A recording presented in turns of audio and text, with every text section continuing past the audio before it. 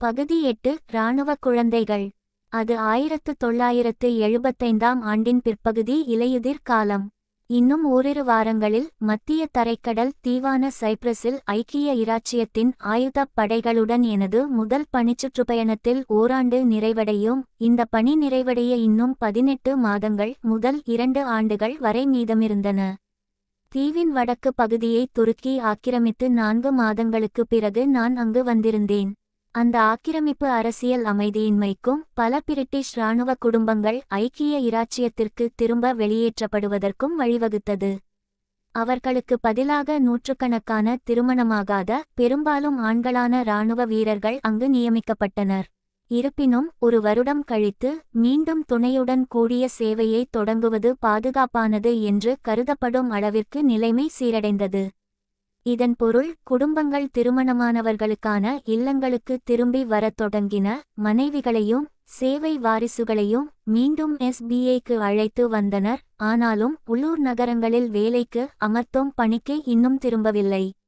முதல் பார்வையில் சேவை வாரிசு அல்லது சில சமயங்களில் இல்ல வாரிசு என்ற சொல் சேவை செய்யும் உறுப்பினர்களின் வாரிசுகளுக்கு பயன்படுத்தும்போது புண்படுத்துவதாகத் தோன்றலாம். ஆனால் உண்மையில் அது முற்றிலும் நேர்மாறானது. இந்த சொல்லின் வேர்கள் 1920களில் குடும்பங்கள் முதன்முதலில் இங்கிலாந்து இராணுவ வீரர்களுடன் வெளிநாடுகளுக்கு பயணிக்கத் தொடங்கியபோது உருவானவை. அவர்கள் முறையாக பிரிட்டிஷ் ரெஜிமெண்ட் அட்டாச்சு டிராவலர்ஸ் அல்லது பிராட்ஸ் என்று அழைக்கப்பட்டனர். அந்தச் சுருக்கெழுத்து நிலைத்துவிட்டது. இது ஒரு அவமானமாக கருதப்படுவதற்கு பதிலாக பெரும்பாலும் ஒரு கௌரவச் சின்னமாகவே கருதப்படுகிறது.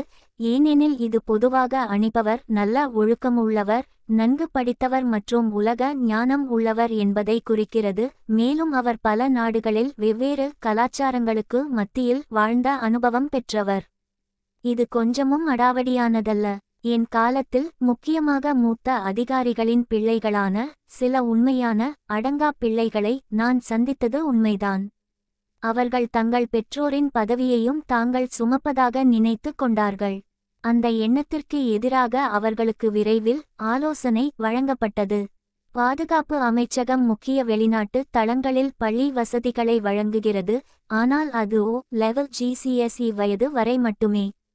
எனவே பெரும்பாலான பேட் பிராட்ஸ் 16 அல்லது 17 வயதுக்கு மேல் இருப்பதில்லை.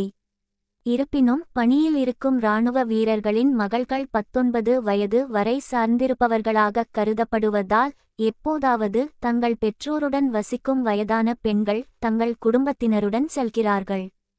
சாலி விஷயத்திலும் அப்படித்தான் நடந்தது. சாலி என் சீனியர்களில் ஒருவரின் மகள். ஒரு நாள் இரவு அவள் தன் பெற்றோருடன் எங்கள் யூனிட் சமூக கூடத்திற்கு வந்தபோதுதான் நான் அவளை முதன்முதலில் சந்தித்தேன். அவளுக்கு 18 வயது. அவள் அப்போதுதான் இங்கிலாந்தில் உள்ள ஒரு பள்ளியில் A-லெவல் படிப்பை முடித்திருந்தாள். அவளுக்கு பல்கலைக்கழகத்தில் இடம் கிடைத்திருந்தது. ஆனால் அவளுடைய வயதில் உள்ள பலரைப் போலவே மீண்டும் படிப்பை தொடங்குவதற்கு முன்பு ஆஸ்வாசப்படுத்திக் கொள்ள ஒரு இடைவெளி ஆண்டு எடுத்துக்கொள்ளவும் படிப்பை தள்ளிப்போடவும் அவள் முடிவு செய்திருந்தாள். அவளுடைய பெற்றோர் சைப்ரஸுக்கு செல்ல அழைப்பு விடுத்தபோது அவர்களுடன் செல்ல அவள் தேர்ந்தெடுத்திருந்தாள். ஆனால் அங்கு இருக்கும்போது அந்த பகுதியில் சிறிது பயணம் செய்யவும் திட்டமிட்டிருந்தாள். சொல்லவே தேவையில்லை, அவள் உள்ளே நுழைந்த உடனேயே திருமணமாகாத ஆண்கள் மலத்தின் மீது மொய்க்கும் ஈக்களைப் போல அவளைச் சூழ்ந்து கொண்டனர். அவளுடைய பெற்றோர் நண்பர்களுடன் பேசிக்கொண்டிருந்தபோது அவர்களுடன் சுமார் 1 மணி நேரம் பாரில் நின்று காமவெறியர்களின் தொந்தரவுகளை தவிர்த்து கொண்டிருந்த பிறகு நாவன்மை மிக்க என் நண்பன் கிறிஸும் நானும் அமர்ந்திருந்ததற்கு எதிரே இருந்த மேசையில் இருந்த வசதியான நாற்காலிகள் காலியாக இருந்ததை சாலி கவனித்தாள்.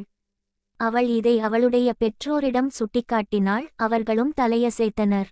பின்னர் அவர்கள் மூவரும் எங்களிடம் வந்து எங்களுடன் சேர அனுமதி கேட்டனர். எனக்கு அப்பாவை நன்றாகத் தெரியும். ஆனால் அம்மாவையோ சாலியையோ இதற்கு முன் சந்தித்ததில்லை. அறிமுகங்கள் நடந்தன. நாங்கள் பேச ஆரம்பித்தோம். ஒருவரையொருவர் கொஞ்சம் அறிந்து கொண்டோம். இப்போது நான் விளக்க வேண்டும். சாலி ஒன்றும் அழகி போட்டி வெற்றியாளர் அல்ல. எந்த வகையிலும் அருவருப்பானவள் அல்ல. மிகவும் சாதாரணமாக இருந்தாள். அவள் அணிந்திருந்த உடையை அலங்காரமற்றது என்றுதான் சொல்ல வேண்டும். ஒரு ரோல் நெக் ஸ்வெட்டர் மற்றும் மடிப்பு பாவாடை. அது அவளது உடலமைப்பை பெரும்பாலும் மறைத்திருந்தாலும் அதற்கு அடியில் கணிசமான மார்பகங்கள் இருப்பது தெளிவாகத் தெரிந்தது. அவளது அடற்பழுப்பு நிற முடி தோள்களுக்கு கீழே தொங்கியது. கனமான சட்டகம் கொண்ட கண்ணாடிகள் அவளது கண்களை மறைத்திருந்தன. ஸ்கூபி டூவில் வரும் வெல்மாவை நினைத்து பாருங்கள். நீங்கள் சொல்வது கிட்டத்தட்ட சரிதான். ஒருவேளை இது கொஞ்சம் கடுமையாக இருக்கலாம், ஆனால் நான் எதைச் சொல்ல வருகிறேன் என்று உங்களுக்கு புரியும். மேலும் வெல்மா உடைகளை கழற்றும்போது மிகவும் கவர்ச்சியாக இருப்பாள். அது எனக்கு உறுதியாகத் தெரியும். நான் அந்த வீடியோக்களை பார்த்திருக்கிறேன். ஆரம்பத்திலிருந்தே கிறிஸ் எப்படியும் அவளை கவர முடிவு செய்துவிட்டான் என்பது தெளிவாகத் தெரிந்தது. அவள் ஒரு பெண், அதுவே அவனுக்கு போதுமானதாக இருந்தது. பெண்கள் தன் வலையில் சிக்குவதை உணராமல் அவர்களை கவர்ந்திழுக்கும் வித்தை அவனுக்கு தெரிந்திருந்தது. இந்த முறை அவன் கொஞ்சம் கவனமாக இருக்க வேண்டியிருந்தது. ஏனென்றால் வெளிப்படையாக அவளுடைய பெற்றோரும் அங்கேயே இருந்தார்கள். அப்படியிருந்தும் அவளுடனான உரையாடலில் அவன் ஆதிக்கம் செலுத்தி வெகு விரைவிலேயே அவளுடைய வாழ்க்கை கதை, எதிர்காலத்திற்கான நம்பிக்கைகள் மற்றும் கனவுகள் போன்ற பெரும்பாலானவற்றை தெரிந்து கொண்டான். ஆனால் அவன் அவளை முழுமையாக கவர முயற்சிக்கும் முன்பே அப்பா காலையில் சீக்கிரம் கிளம்ப வேண்டும் என்றும் கிளம்ப வேண்டிய நேரம் வந்துவிட்டது என்றும் அறிவித்து அவனை தடுத்தார். சந்தேகத்திற்கு இடமின்றி எங்களைப் போன்ற சாதாரண ஆட்களுக்கு ஏதோ ஒரு கேவலமான வேலையை கொடுக்க திட்டமிடுகிறார். தங்களிடம் இருந்த கடைசி சொட்டு பானங்களையும் குடித்துவிட்டு எங்களுக்கு இரவு வணக்கம் சொல்லிவிட்டு அவர்கள் வீட்டிற்கு புறப்பட்டார்கள். நாங்கள் சாலியை மீண்டும் பார்க்க இன்னும் 2 வாரங்கள் இருந்தன. நானும் கிறிஸும் மீண்டும் கிளப்ஹவுஸில் இருந்தபோது அவள் உள்ளே வந்தாள். இந்த முறை பெற்றோருடன் அல்ல, அவளுடைய வயதை ஒத்த மற்றொரு பெண்ணுடன் வந்திருந்தாள். அந்த இருவரும் பாரில் தங்கள் பானங்களை வாங்கிக் கொண்டு சுற்றிலும் பார்த்தபோது எங்கள் மேசையில் எங்களை கண்டனர். ஒரு விரைவான கிசுகிசுப்பான உரையாடலுக்குப் பிறகு அவர்கள் எங்களிடம் வந்து எங்களுடன் சேர அனுமதி கேட்டனர். சாலி அந்த புதிய பெண்ணை ஜூலி என்று அறிமுகப்படுத்தினாள். சில நாட்களுக்கு முன்புதான் சாலி சந்தித்த ஜூலி ஆசிய முகத்தோற்றத்துடன் ஒரு அழகான பெண்ணாக இருந்தாள். அவளது இடுப்பளவு நீண்ட கருங்கூந்தல் ஒரு ஹேர் பேண்டால் முகத்திலிருந்து விலக்கி வைக்கப்பட்டிருந்தது. அவள் இறுக்கமான அகன்ற டெனிம் ஜீன்ஸின் மேல் ஒரு வெள்ளை டிஷர்ட் அணிந்திருந்தாள். இவை இரண்டும் அவளது மெலிந்த உடலை எடுத்துக்காட்டின. அவள் ஒரு முதலாம் ஆண்டு பல்கலைக்கழக மாணவி. வரவிருக்கும் கிறிஸ்துமஸ் மற்றும் புத்தாண்டு விடுமுறைக்காக தன் பெற்றோருடன் விமானத்தில் சென்று சேருவதற்காக அவள் தன் வகுப்புகளை முன்கூட்டியே முடித்திருந்தாள். விடுமுறை முடிந்ததும் அவள் மீண்டும் தன் படிப்பை தொடரவிருந்தாள். கிறிஸ் குழப்பத்தில் இருப்பதை என்னால் உடனடியாக உணர முடிந்தது. சாலியுடன் உறவு கொள்ளும் தனது முயற்சிகளை கைவிட்டானா, அல்லது கவர்ச்சியான அந்த பெண்ணுடன் ஒரு குறுகிய கால உறவுக்காக நீண்ட காலம் நீடிக்கக்கூடிய ஒரு வாய்ப்பை துறந்துவிட்டானா? நாங்கள் அனைவரும் அமர்ந்து பேசிக்கொண்டிருந்தபோது அந்த மாலைப்பொழுதின் பெரும்பகுதி அவன் தன் முடிவை தெளிவாக எடுக்கவில்லை. நாங்கள் அந்த பெண்களுக்கு 2 பானங்கள் வாங்கிக் கொடுத்தோம். எங்களுக்கு அது ஒரு மாற்றமாக அளவுக்கு அதிகமாக எதுவும் இல்லை. பெண்களின் துணையுடன் மிகவும் இனிமையான ஒரு மாலைப்பொழுதை கழித்தோம். பாரில் இருந்த பெண் கூட்டத்தினரிடமிருந்து பல பொறாமை பார்வைகளை ஈர்த்தோம்.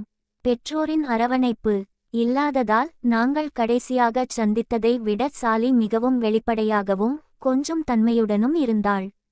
மேலும் கிறிஸின் பேச்சால் அவள் மிகவும் ஈர்க்கப்பட்டாள். தான் தயாராக இருப்பதை அவள் அவனுக்கு மௌனமாக சைகை மூலம் உணர்த்தினாள். கடை மூடும் நேரம் நெருங்கியபோது கிறிஸ் தன் முடிவை எடுத்து சாலியிடம் தன்னுடன் வெளியே செல்ல விரும்புகிறாளா என்று கேட்டான்.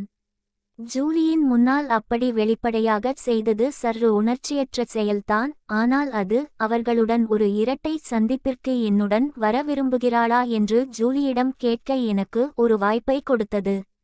இருவரும் அந்த அழைப்பை ஏற்றுக்கொண்டனர். ஏற்பாடுகளும் செய்யப்பட்டன. அடுத்த சில நாட்களுக்கு நானும் கிறிஸும் எங்கள் ஷிப் சுழற்சியின் இரவு பணிகளில் இருப்போம். ஆனால் அந்த வெள்ளிக்கிழமை முதல் 3 நாட்களுக்கு பணியில் இருக்க மாட்டோம். உணவிற்காக நகரத்திற்குச் செல்வதற்கு முன் விரைவாக ஒரு பானம் அருந்துவதற்காக யூனிபாரில் சந்திக்க நாங்கள் ஒப்புக்கொண்டோம். அதன் பிறகு சூழ்நிலைக்கேற்ப முடிவு செய்து கொள்ளலாம். வழக்கம் போலவே எனக்கும் கிறிஸுக்கும் இடையிலான எழுதப்படாத ஒப்பந்தம் என்னவென்றால், எங்களில் ஒருவருக்கு அதிர்ஷ்டம் அடித்தால் நாங்கள் பிரிந்து அவரவர் வேலைகளைச் செய்து கொள்வோம் என்பதுதான். டேட் நைட் அன்று குறிப்பிட்ட நேரம் நெருங்கியபோது நான் கிறிஸை தேடினேன், ஆனால் அவன் அறையில் இல்லை. மதிய உணவு நேரத்தில் அவன் வெளியே சென்றதாகவும் அதன் பிறகு அவனை பார்க்கவில்லை என்றும் அவனது அறை தோழர்கள் என்னிடம் சொன்னார்கள். அவன் என்னை பாரில் சந்திப்பான் என்று நான் யூகித்து அந்த திசையில் சென்றேன். நான் எனக்காக ஒரு கியோ பீர் வாங்கிக் கொண்டு மற்றவர்கள் வருவதற்காக காத்திருந்தபடி கவுண்டரில் சாய்ந்து நின்றேன். சிறிது நேரத்தில் நாகரிகமாக 10 முதல் 15 வரை நிமிடங்கள் தாமதமாக சாலி தனியாக வந்து சேர்ந்தாள். நாங்கள் ஒருவரையொருவர் குழப்பத்துடன் பார்த்து கொண்டோம். ஆம், கிறிஸை போலவே ஜூலியும் காணாமல் போயிருந்தாள். சாலி அழைப்பதற்குச் சற்று முன்பு ஜூலி வெளியே சென்றிருப்பதாக அவளுடைய பெற்றோர் அவளிடம் சொல்லியிருந்தனர். அதனால் அவள் எங்களுடன் வந்து சேர வழியில் இருக்கிறாள் என்று நாங்கள் நம்பினோம். சாலி மது அல்லாத ஒரு பானத்தை தேர்ந்தெடுத்து அதை ஏற்றுக்கொண்டாள். நாங்கள் அந்த வழிதவறிய ஜோடிக்காக காத்திருக்க அமர்ந்தோம். சுமார் 30 முதல் 40 வரை நிமிடங்கள் கழித்து நாங்கள் எங்கள் பானங்களை குடித்து முடித்தபோது நாங்கள் இருவரும் ஏமாற்றப்பட்டோம் என்பது தெளிவாக தெரிந்தது. நீங்கள் என்ன நினைக்கிறீர்கள் என்று எனக்கு தெரியும். நான் உங்களை விட ஒரு படி மேலே சொல்லிவிட்டேன். கிறிஸும் ஜூலியும் ஒன்றாக மாற்று ஏற்பாடுகளைச் செய்திருந்தனர். ஆனால் அது உண்மையல்ல என்று பின்னர் தெரியவந்தது. அவர்கள் இருவரும் தாங்கள் தேர்ந்தெடுத்த தேதிகள் தங்களுக்கு பொருந்தாது என்று முடிவு செய்து எங்களை கைவிட்டுச் சென்றிருந்தனர். அது அவர்களுடைய இழப்பு. குறைந்தபட்சம் அது கிறிஸின் இழப்பு என்று பின்னர் தெரியவந்தது. நான் ஜூலியை மீண்டும் பார்க்கவே இல்லை. அவர்கள் அடுத்த முறை சந்தித்தபோது கிறிஸிடம் சாலி கடுமையாக பேசினாள்.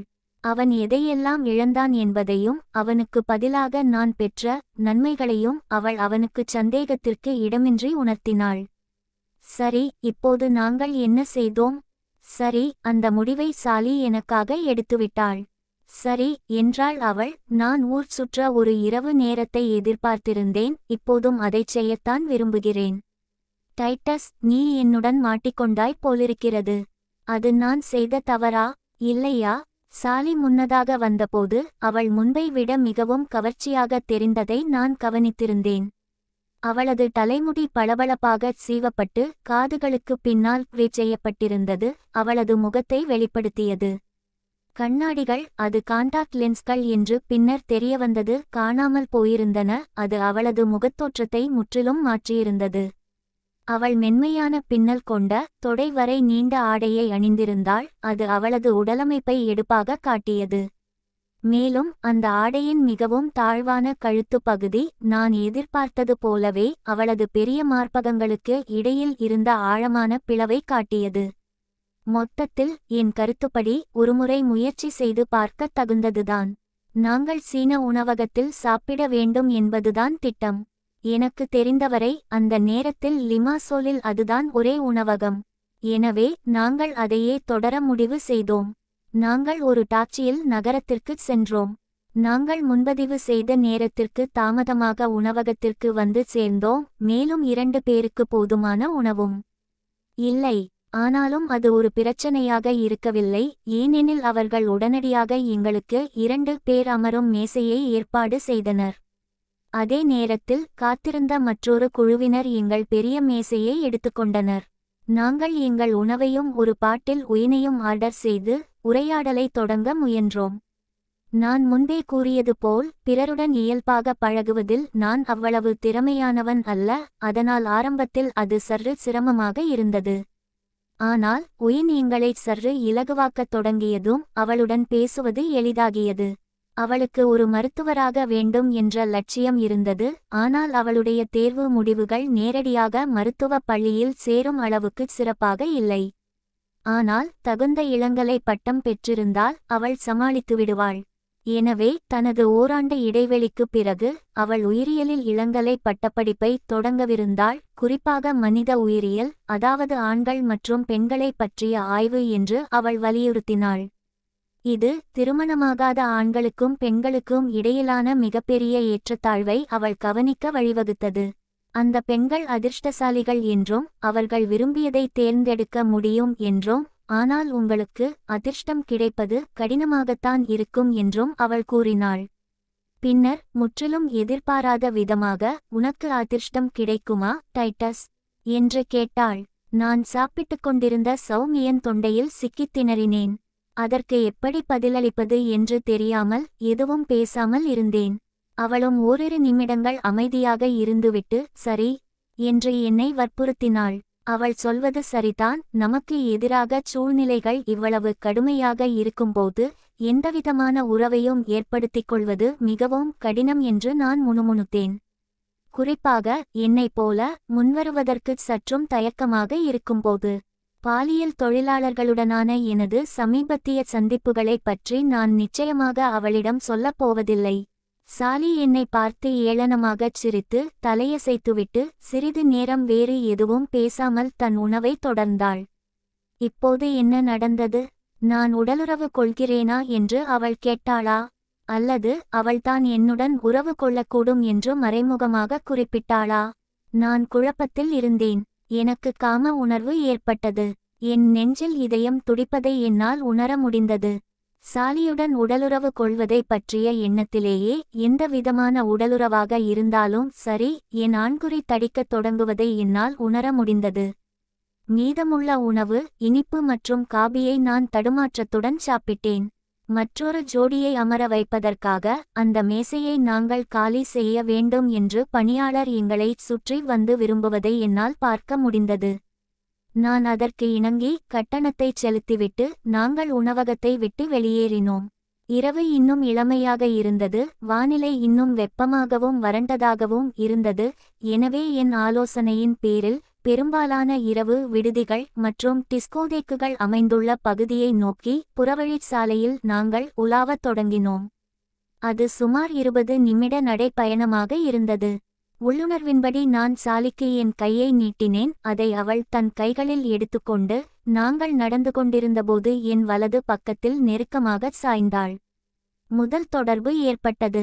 அடுத்த 2 அல்லது 3 மணி நேரத்தில் நாங்கள் பல இரவு விடுதிகளுக்குச் சென்றோம். நாங்கள் ஆண்கள் அடிக்கடி செல்லும் நிர்வாண நடன விடுதிகளை நான் வேண்டுமென்றே தவிர்த்தேன். அங்கே சமீபத்தில் நான் அங்கு நடனமாடிய பெண்களில் ஒருத்தியிடம் கைவேலை வாங்கியிருந்தேன். நாங்கள் மிகவும் பிரபலமான இடங்களில் ஒன்றான டிராஃபிக் என்று அழைக்கப்பட்ட இடத்திற்குச் சென்றோம். அங்கே எப்போதும் சைப்ரஸ் நாட்டினர் மற்றும் இங்கிலாந்து ஆயுதப் படைகளின் அனைத்து பிரிவினரையும் சேர்ந்த கலவையான வாடிக்கையாளர்கள் இருப்பார்கள். இந்த கலவை இருந்தபோதிலும் எப்போதாவது வரும் குடிகார இராணுவ வீரரை தவிர நான் அங்கே எந்த பிரச்சினையையும் கண்டதில்லை. இராணுவ காவலர்கள் அழைக்கப்படுவதற்கு முன்பு அவர்களும் பொதுவாக தங்கள் நண்பர்களால் விரைவாக அங்கிருந்து அகற்றப்படுவார்கள். வழக்கம் போல ஒரு வெள்ளிக்கிழமை இரவு என்பதால் அந்த இடம் கூட்டத்தால் நிரம்பி வழிந்தது. ஆனாலும் நாங்கள் அரங்கத்தின் பின்புறத்தில் ஓரிரு காலி இருக்கைகளை கண்டுபிடித்து அவ்வழியே சென்ற ஒரு பணியாளரிடம் 2 பானங்களை கேட்டோம். நான் சும்மா உட்கார்ந்து கூட்டத்தை பார்த்து கொண்டிருந்தாலே மகிழ்ச்சியாக இருந்திருப்பேன்.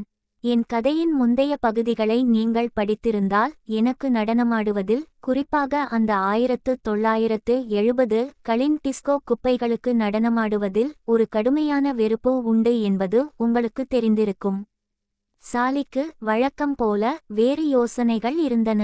நாங்கள் அமர்ந்த உடனேயே அவள் என்னை நடனத் தளத்திற்கு இழுத்துச் சென்றாள். அங்கே நடந்து கொண்டிருந்த அந்த மின்சார மல்யுத்த கலவரத்தில் சேர வைத்தாள். எனக்கு அது சுத்தமாக பிடிக்கவில்லை.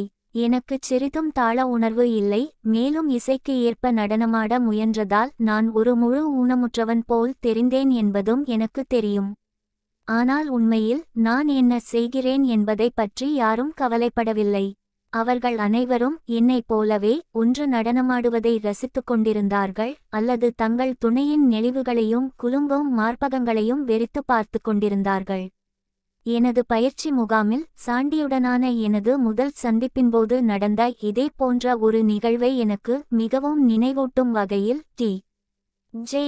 முத்த பாடல்களுக்கு மாறியதால் இசையின் வேகம் மாறியது. நனவான சிந்தனை ஏதுமின்றி சாலியும் நானும் ஒருவரையொருவர் அணைத்துக் கொண்டோம். அவள் என்னை இறுக்கமாக அணைத்து கொண்டாள். அவளது பெரிய மார்பகங்களை என் மார்பில் அழுத்தினாள். அதனால் அவளது ஆடை மற்றும் எனது சட்டையின் மெல்லிய துணி வழியாக அவளது விரைக்கும் முலைக்காம்புகளை என்னால் உணர முடிந்தது. நாங்கள் ஒன்றாக அசைந்தபோது அவளது மேட்டு அவ்வப்போது என் இடுப்பில் உரசி என் உறுப்பை மென்மையாக மசாஜ் செய்தது. அவளது உடலின் நெருக்கமும் உராய்வும் என் மீது ஒரு தாக்கத்தை ஏற்படுத்தியது. என் ஆண்குறி விரைவில் விரைத்து எங்களுக்கு இடையில் புடைத்தது.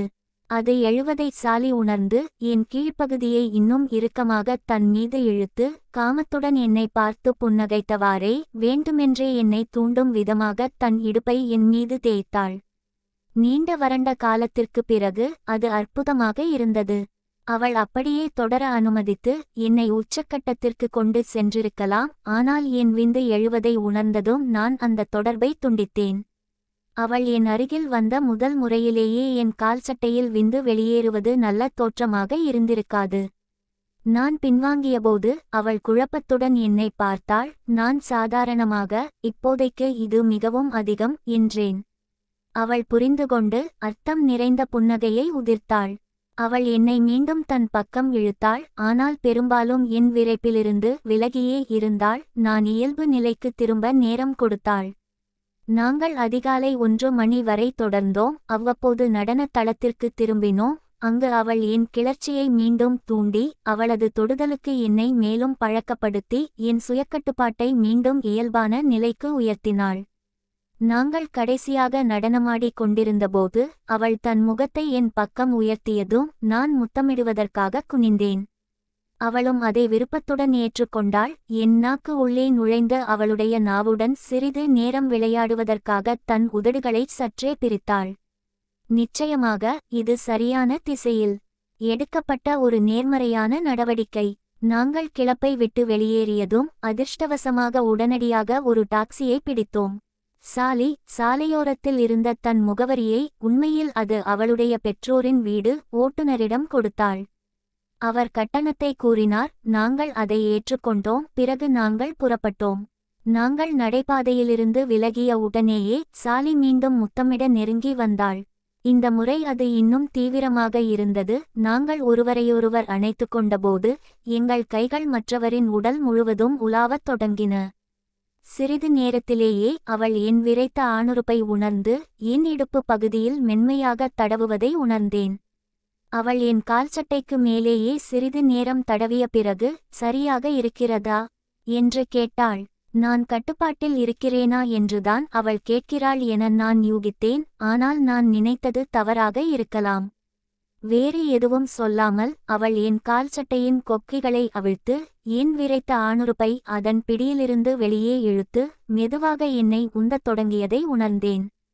என் கற்பனைக்கும் எட்டாத அளவுக்கு நிலைமை ஏற்கெனவே தீவிரமடைந்திருந்தது. எங்கள் முத்தத்தை நிறுத்திவிட்டு சாலி அந்த வண்டியின் அகலமான பின் இருக்கையில் என்னிடமிருந்து விலகி தன் தலையை என் மடியில் சாய்த்தாள். வேறு எந்த முன்னுரையும் இல்லாமல் அவள் என் நுனித்தோலை முழுவதுமாக பின்வாங்கி தன் சூடான ஈரமான வாயால் என் விரைத்த ஆணுறுப்பை முழுவதுமாக விழுங்கினாள். இந்த எதிர்பாராத திருப்பத்தால் நான் நிலைகுலைந்து அந்த அற்புதமான உணர்வால் உறக்க முனகினேன். மேலே பார்த்தபோது அந்த டாக்ஸி ஓட்டுநர் நான் சொன்னதை கேட்டு என்ன தவறு என்று பார்க்க சட்டென்று திரும்பி பார்த்திருந்தார். அவருடைய காமப்பார்வை என்ன தவறு என்று அவருக்கு துல்லியமாக தெரியும் என்பதை காட்டியது. இது அவருக்கு புதிதல்ல என்று நான் பந்தயம் கட்டுவேன். சாலி என் ஆண்குறியின் நுனியை நாவால் வருடி பிறகு மெதுவாக தன் சூடான ஈரமான வாயை அதுவரை விரைத்து போயிருந்த என் உறுப்பின் மீது மேலும் கீழும் அசைக்கத் தொடங்கியபோது அந்த டாக்ஸி ஓட்டுநர் அந்தச் செயலை கவனிப்பதற்காக தன் பின்னோக்கு கண்ணாடியை சரி செய்து கொள்வதை நான் பார்த்தேன். நான் எப்படியோ அவருடன் கண் தொடர்பு கொண்டபோது சாலையிலேயே இருக்குமாறு சைகை காட்டினேன். அவரோ பதிலுக்கு முறைத்து பார்த்துவிட்டு தலையை ஆட்டினார். அவர் எங்களை சாலையிலிருந்து வெளியே ஓட்டிச் சென்று சாலையின் ஓரத்தில் இருந்த ஆழமான மழைநீர் வடிகால்களில் ஒன்றில் நாங்கள் அனைவரும் தீப்பிழம்பாக விழுந்து இறந்துவிடுவது போன்ற காட்சிகள் எனக்கு சில கணங்கள் தோன்றின. வெளிப்படையாக அது நடக்கவில்லை.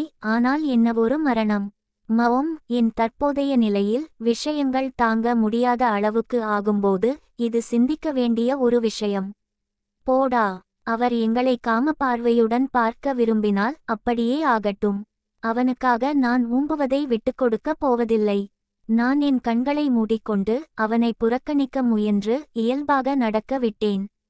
சாலி தன் செயல்களில் மிகவும் மென்மையாக இருந்ததால் ஆச்சரியப்படும் விதமாக எனக்கு உடனடியாக விந்து வெளியேற வேண்டும் என்ற உணர்வு ஏற்படவில்லை.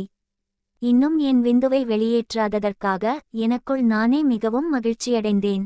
நான் என் கையை மென்மையாக சாலியின் தலையின் பின்புறத்தில் வைத்தேன். அவளை இன்னும் ஆழமாகச் செலுத்த முயற்சிப்பதற்காக அல்ல, மாறாக அவள் என்ன செய்கிறாள் என்பதையும் அது எவ்வளவு நன்றாக இருக்கிறது என்பதையும் ஒப்புக்கொள்வதற்காக மட்டுமே. நான் என் சொந்த சிறிய உலகில் தொலைந்து போயிருந்தேன். என் ஆண்குறியின் மீது சாலியின் வாய் இருப்பதைத் தவிர வேறு எதையும் கவனிக்கவில்லை. நான் உணர்ந்ததை விட அவள் என்னுடன் நீண்ட நேரம் வேலை செய்திருக்க வேண்டும். ஏனென்றால் நான் என் கண்களைச் சுருக்கமாக திறந்து சுற்றிலும் பார்த்தபோது நாங்கள் விரைவில் இராணுவ வளாகத்தின் எங்கள் முனையில் உள்ள வாகனச் சோதனை சாவடிக்கு வந்துவிடுவோம் என்பதை கவனித்தேன். அங்கு நாங்கள் காவலாளிகளிடம் எங்களை அடையாளம் காட்ட வேண்டும். நான் சாலியின் தோளில் தட்டி அவள் நிறுத்த வேண்டும் என்றும் அதற்கான காரணத்தையும் சொன்னேன். தயக்கத்துடன் அவள் என்னை விடுவித்துவிட்டு எழுந்து உட்கார்ந்தாள். முதலில் என் அடங்காத தடி பேண்ட்டுக்குள் திரும்பச் செல்ல மறுத்தது. நாங்கள் அடைந்த நேரத்தில்தான் நான் சிரமப்பட்டு அதை உள்ளே வைத்தேன். சம்பிரதாயங்கள் முடிந்ததும் எங்களை உள்ளே அனுமதித்து நேராக சாலியின் வீட்டிற்கு அழைத்துச் சென்றார்கள். நேரம் அதிகாலை 2 மணியை நெருங்கிக் கொண்டிருந்தது. தெருவின் பெரும்பகுதி இருளில் மூழ்கியிருந்தது. நான் டாக்ஸிக்கான பணத்தைச் செலுத்தும் வரை சால் வீட்டை நோக்கிச் சென்று எனக்காக காத்திருந்தாள். நாங்கள் செய்திருந்த அந்தச் சேட்டைகளை கருத்தில் கொண்டு தள்ளுபடி கேட்க எனக்கு மிகவும் ஆசையாக இருந்தது. ஆனால் அது நடக்காது என்று எனக்கு தெரியும். டாக்ஸி புறப்பட்டுச் சென்றதும் நான் சாலியிடம் விடைபெறச் சென்றேன். அன்று இரவு என்னை உள்ளே அழைக்க வாய்ப்பே இல்லை என்று எனக்கு தெரிந்திருந்ததால் என் விரக்திகளை கைகளால் தீர்த்து கொள்ள தனியாக என் தங்குமிடத்திற்கு திரும்பிச் செல்ல வேண்டியிருக்கும் என்று நான் முழுமையாக எதிர்பார்த்தேன். இருப்பினும் சாலி என் கையை பிடித்து என்னை அவளுடைய முன் வராண்டாவிற்கு அழைத்துச் சென்றாள். அது உண்மையில் அந்த இடத்தின் ஓரத்தில் அமைந்திருந்தது. வெளிப்புற விளக்கு எதுவும் எரியாததால் அந்த வராண்டா ஆழ்ந்த நிழலில் இருந்தது. அவள் உடனடியாக என்னை மீண்டும் அணைத்து ஒரு தீவிரமான முத்தத்தை கொடுத்தாள். சரி, நாம் எங்கே இருந்தபோது இவ்வளவு முரட்டுத்தனமாக தொந்தரவு செய்யப்பட்டோம் என்று அவள் நகைச்சுவையாக கேட்டாள். அதனுடன் அவள் என்னை திருப்பினாள். அதனால் என் பின்புறம் மற்றபடி திறந்திருந்த வராந்தாவை சூழ்ந்திருந்த தாழ்வான செங்கல் சுவரில் பதிந்திருந்தது. என் கால்கள் எனக்கு முன்னால் நீட்டப்பட்டிருந்தன. அவள் தன் ஆடையின் ஓரத்தை தொடைகளின் மேல் வரை தூக்கி என் கால்களுக்கு இடையில் அமர்ந்து கொண்டாள். அவளது மேட்டு என் இடுப்புக்கு அருகில் வந்தது. மீண்டும் அவள் என் கால்சட்டையை திறந்து என் ஆண்குறியை வெளியே எடுத்தாள். அவள் என்னை மீண்டும் விரைப்புக்கு கொண்டுவர தூண்ட ஆரம்பித்தபோது என்னால் ஒரு தாழ்வான உரத்த முனகலை வெளிப்படுத்தாமல் இருக்க முடியவில்லை. சாலி விரைவாக என்னை இஷ் என்று சத்தம் போட்டாள். நான் சொல்வதை கேட்க யாரும் விழித்திருக்க மாட்டார்கள் என்று நான் சந்தேகித்தேன். ஆனால் அவள் சொல்வது புரிகிறது, சத்தத்தை குறை. நான் மிக விரைவில் மீண்டும் முழுமையாக விரைத்துவிட்டேன். சாலி தீவிரமாக எனக்கு கைப்பழக்கம் செய்யத் தொடங்கினாள். எனக்கு பிடித்தபடியே அவள் ஆரம்பித்தாள். என் ஆண்குறியின் நுனித்தோலை முன்னும் பின்னுமாக உருட்டி பிறகு தன் கையை உமிழ்நீரால் ஈரமாக்கி என் ஊதா நிற நுனியில் நேரடியாக தேய்த்தாள். அன்றிரவு நான் ஏற்கனவே ஓரிரு முறை உச்சத்தை அடைந்திருந்தேன். ஆனால் நான் முடிப்பதற்குள் அந்த விந்து பாய்ச்சல் என்னிடமிருந்து பறிக்கப்பட்டது. அது மீண்டும் நடக்காது என்று நம்புகிறேன். சால் என் ஆண்குறியை தொடர்ந்து வருடிக்கொண்டிருக்க அவளுடைய மார்பகப் பிளவு என் கண்களுக்கு நேராக உள்ளே பாயும்படி என்னை அழைப்பது போல் இருப்பதை உணர்ந்தேன். நான் கையை நீட்டி அவள் ஆடைக்கு மேலேயே அவளுடைய மார்பகங்களை தடவினேன். அவை அற்புதமாக இருந்தன. மேலும் மெல்லிய பிரா மற்றும் ஆடை துணிக்கு ஊடாக முலைக்காம்புகள் இறுகுவதை உணர்ந்தேன். எனக்கு இன்னும் வேண்டும் என்று தோன்றியது. நான் அவட்டை பார்த்தே ஆக வேண்டும் என்று தோன்றியது. அவளுடைய ஆடையின் கழுத்து பகுதிக்குள் கையை விட்டு அதை இழுத்தேன். அந்த நீளும் தன்மையுள்ள துணி அதை அவளுடைய தோள்களிலிருந்து இழுத்து கைகளின் பாதி வரை கொண்டு செல்ல அனுமதித்தது. பிராவால் மூடப்பட்டிருந்த அவளுடைய முலைகளை முழுமையாக வெளிப்படுத்தியது. அது அவளுடைய கை அசைவுகளையும் ஓரளவுக்கு கட்டுப்படுத்தியது. ஆனால் அவளுடைய சுயின்பத்தை கெடுக்கும் அளவுக்கு இல்லை, மாறாக என் இன்பத்தை நீட்டிக்க கருணையுடன் அவளை சிறிது மெதுவாக்கியது. அடுத்து நான் அவளுடைய பிராவை மேலே தள்ளி அவளுடைய மார்பகங்களை எல்லா மறைப்புகளிலிருந்தும் விடுவித்தேன். அங்கே மிகவும் இருட்டாக இருந்ததால் அவளுடைய முலைகளை அவற்றின் முழு அழகிலும் பார்க்க முடியவில்லை. ஆனால் அந்த இருள் என்னை முதலில் என் கட்டைவிரலுக்கும் ஆள்காட்டி விரல்களுக்கும் இடையில் அவளுடைய முலைக்காம்புகளை உருட்டுவதிலிருந்தும் பின்னர் அவற்றை ஒவ்வொன்றாக என் வாய்க்குள் எடுத்து உறிஞ்சி மெதுவாக கடிப்பதிலிருந்தும் தடுக்கவில்லை. சத்தமாக முனகுவது அவளுடைய முறை. அவளை என்று அமைதிப்படுத்த வேண்டும் என்ற ஆசையை நான் அடக்கிக் கொண்டேன். அது அவளுக்குச் சாதகமாக இருந்திருக்காது. சாலி தொடர்ந்து எனக்கு சுயின்பம் ஊட்டிக்கொண்டிருந்தாள். நான் தொடர்ந்து அவளுடைய மார்பகங்களை வாயால் கவ்விக்கொண்டிருந்தேன். ஆனால் இதுவரை அவள் காட்டிய விருப்பத்தால் தைரியம் பெற்று அவளுடைய ஆடைக்கு கீழே கையை விட்டு அவளுடைய உள்ளாடைக்கு மேலேயே இருந்த பிளவை கண்டுபிடித்து மேலும் கீழுமாக மசாஜ் செய்யத் தொடங்கினேன். அவளிடமிருந்து மேலும் முனகல்கள் வந்தன. நான் துணிந்து அவளுடைய கால்சட்டைக்குள் என் கையை நுழைத்து அவளுடைய கிளிட்டோரிஸை தேடினேன். நான் அவளுடைய நிர்வாண புண்டையை தொட்ட உடனேயே சாலி என் கையை பிடித்து என் முன்னேற்றத்தை தடுத்தாள். இன்று இரவு வேண்டாம் என்றாள் அவள். இங்கே வேண்டாம். எப்படியும் இப்போது என்னை விட இது உனக்குத்தான் அதிகம் தேவை. ஆஹா, இது நிச்சயமாக பெண்களின் விதிப்புத்தகத்திற்கு எதிரானது. மற்றொரு உச்சக்கட்டம் பாழாகிவிடும் அபாயத்தை எடுக்க விரும்பாமல் தயக்கத்துடன் நான் பின்வாங்கினேன். சாலி என் ஆண்குறியின் மீதான பிடியை இறுக்குவதற்காக என்னிடமிருந்து சற்று விலகி தன் முயற்சிகளை இரட்டிப்பாக்கினாள். அவள் இப்போது உச்சக்கட்டத்தை அடைய முயன்றாள். அவள் என்னை ஆவேசமாக உலுக்கியபோது அவளுடைய மார்பகங்கள் அவளது அசைவுக்கு ஏற்ப என் முன்னால் காமத்துடன் குலுங்கின. அந்த அணையை உடைக்க அதுவே போதுமானதாக இருந்தது. என்னிடமிருந்த முதல் பீச்சு வெளியேறுவதற்கு சற்று முன்பு நான் விந்து வெளியேற்றப் போகிறேன் என்று அவளை எச்சரித்தேன். அதைத் தொடர்ந்து மேலும் பல பீச்சுகள் வேகமாக வெளியேறின. அவை அனைத்தும் என் சட்டை மற்றும் கால்சட்டையின் முன்பக்கத்தில் வந்து விழுந்தன. என்னிடம் கொடுப்பதற்கு எதுவும் இல்லாத வரை அவள் என்னிடமிருந்து கடைசி சில துளிகளையும் பிழிந்து எடுத்தாள். முடிந்ததும் அவள் தன் பிசுபிசுப்பான கையை உயர்த்தி பரிசோதித்தாள்.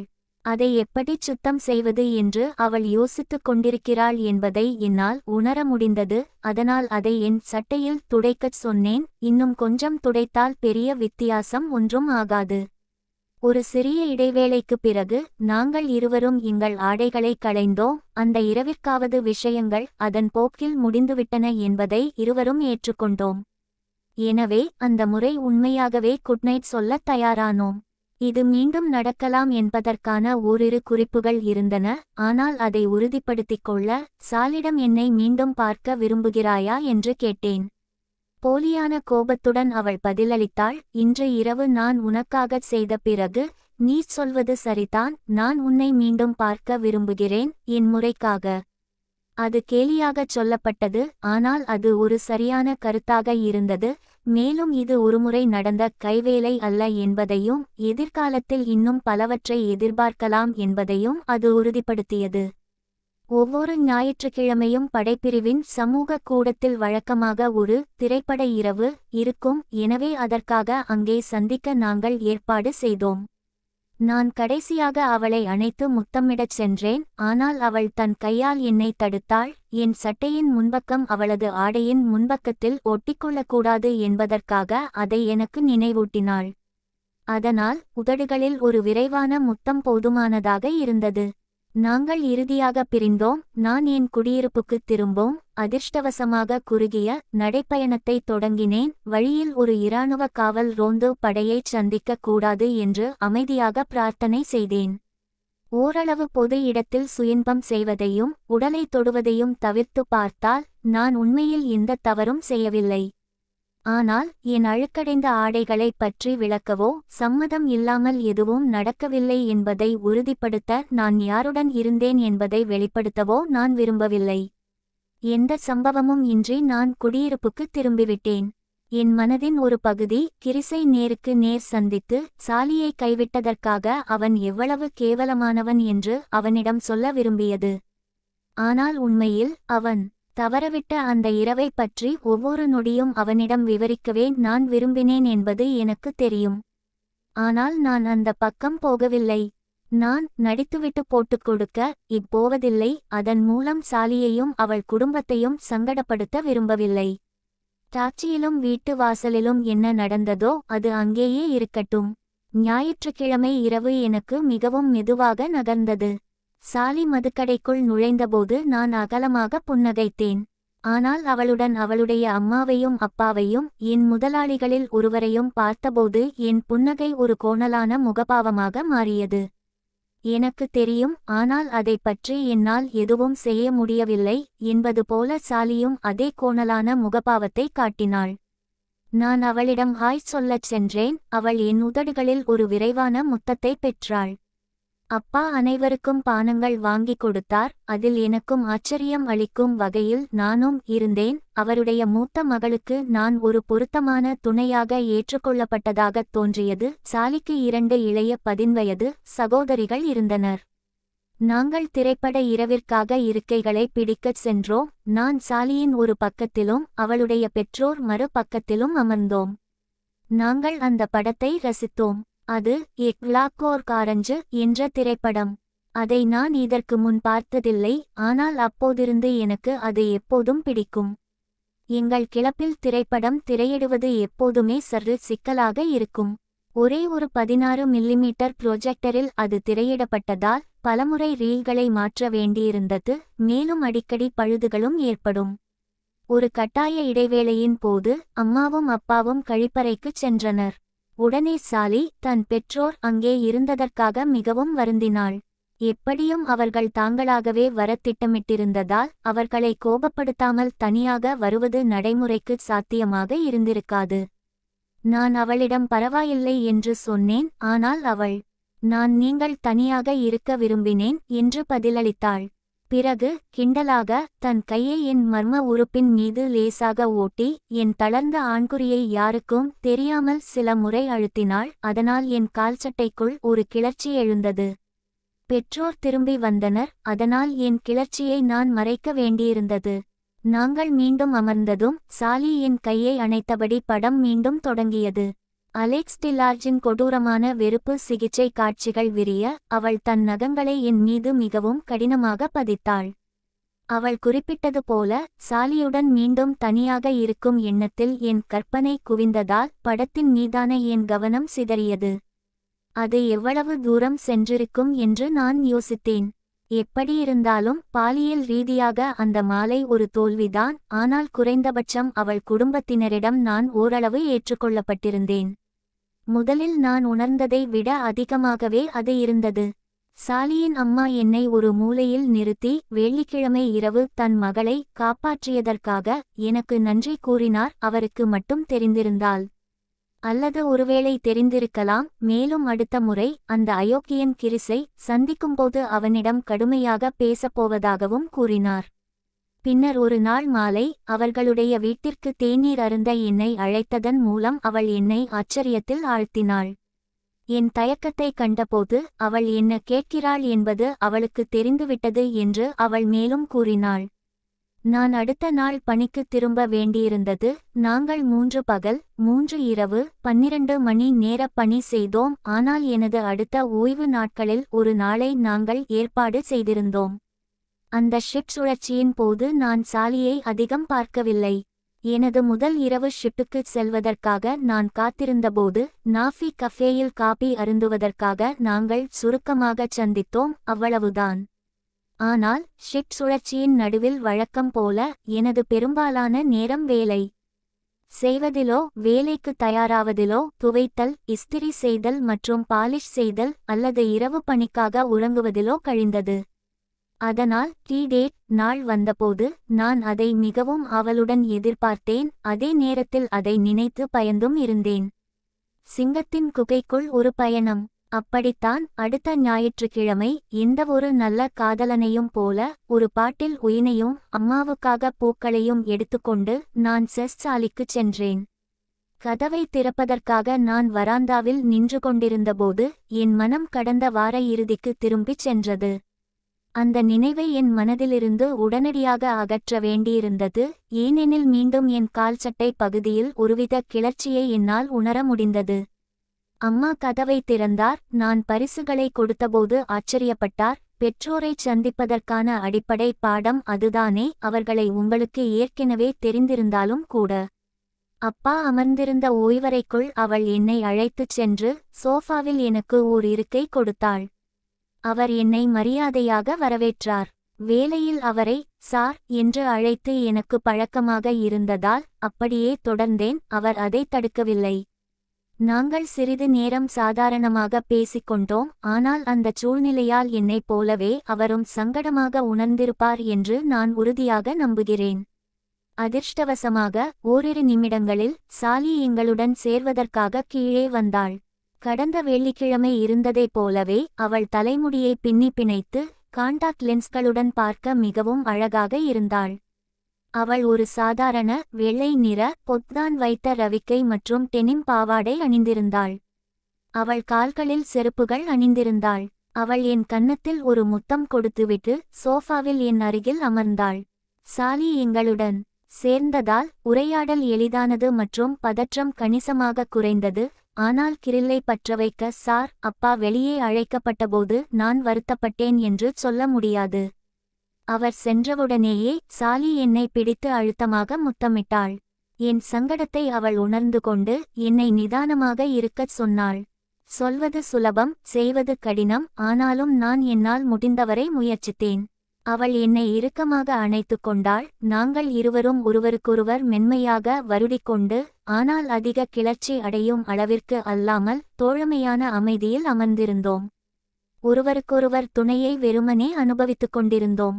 சிறிது நேரத்திலேயே அம்மா கதவுக்குள் தலையை நுழைத்து சாப்பிடுவதற்காக எங்களை மேசைக்கு அழைத்தார்.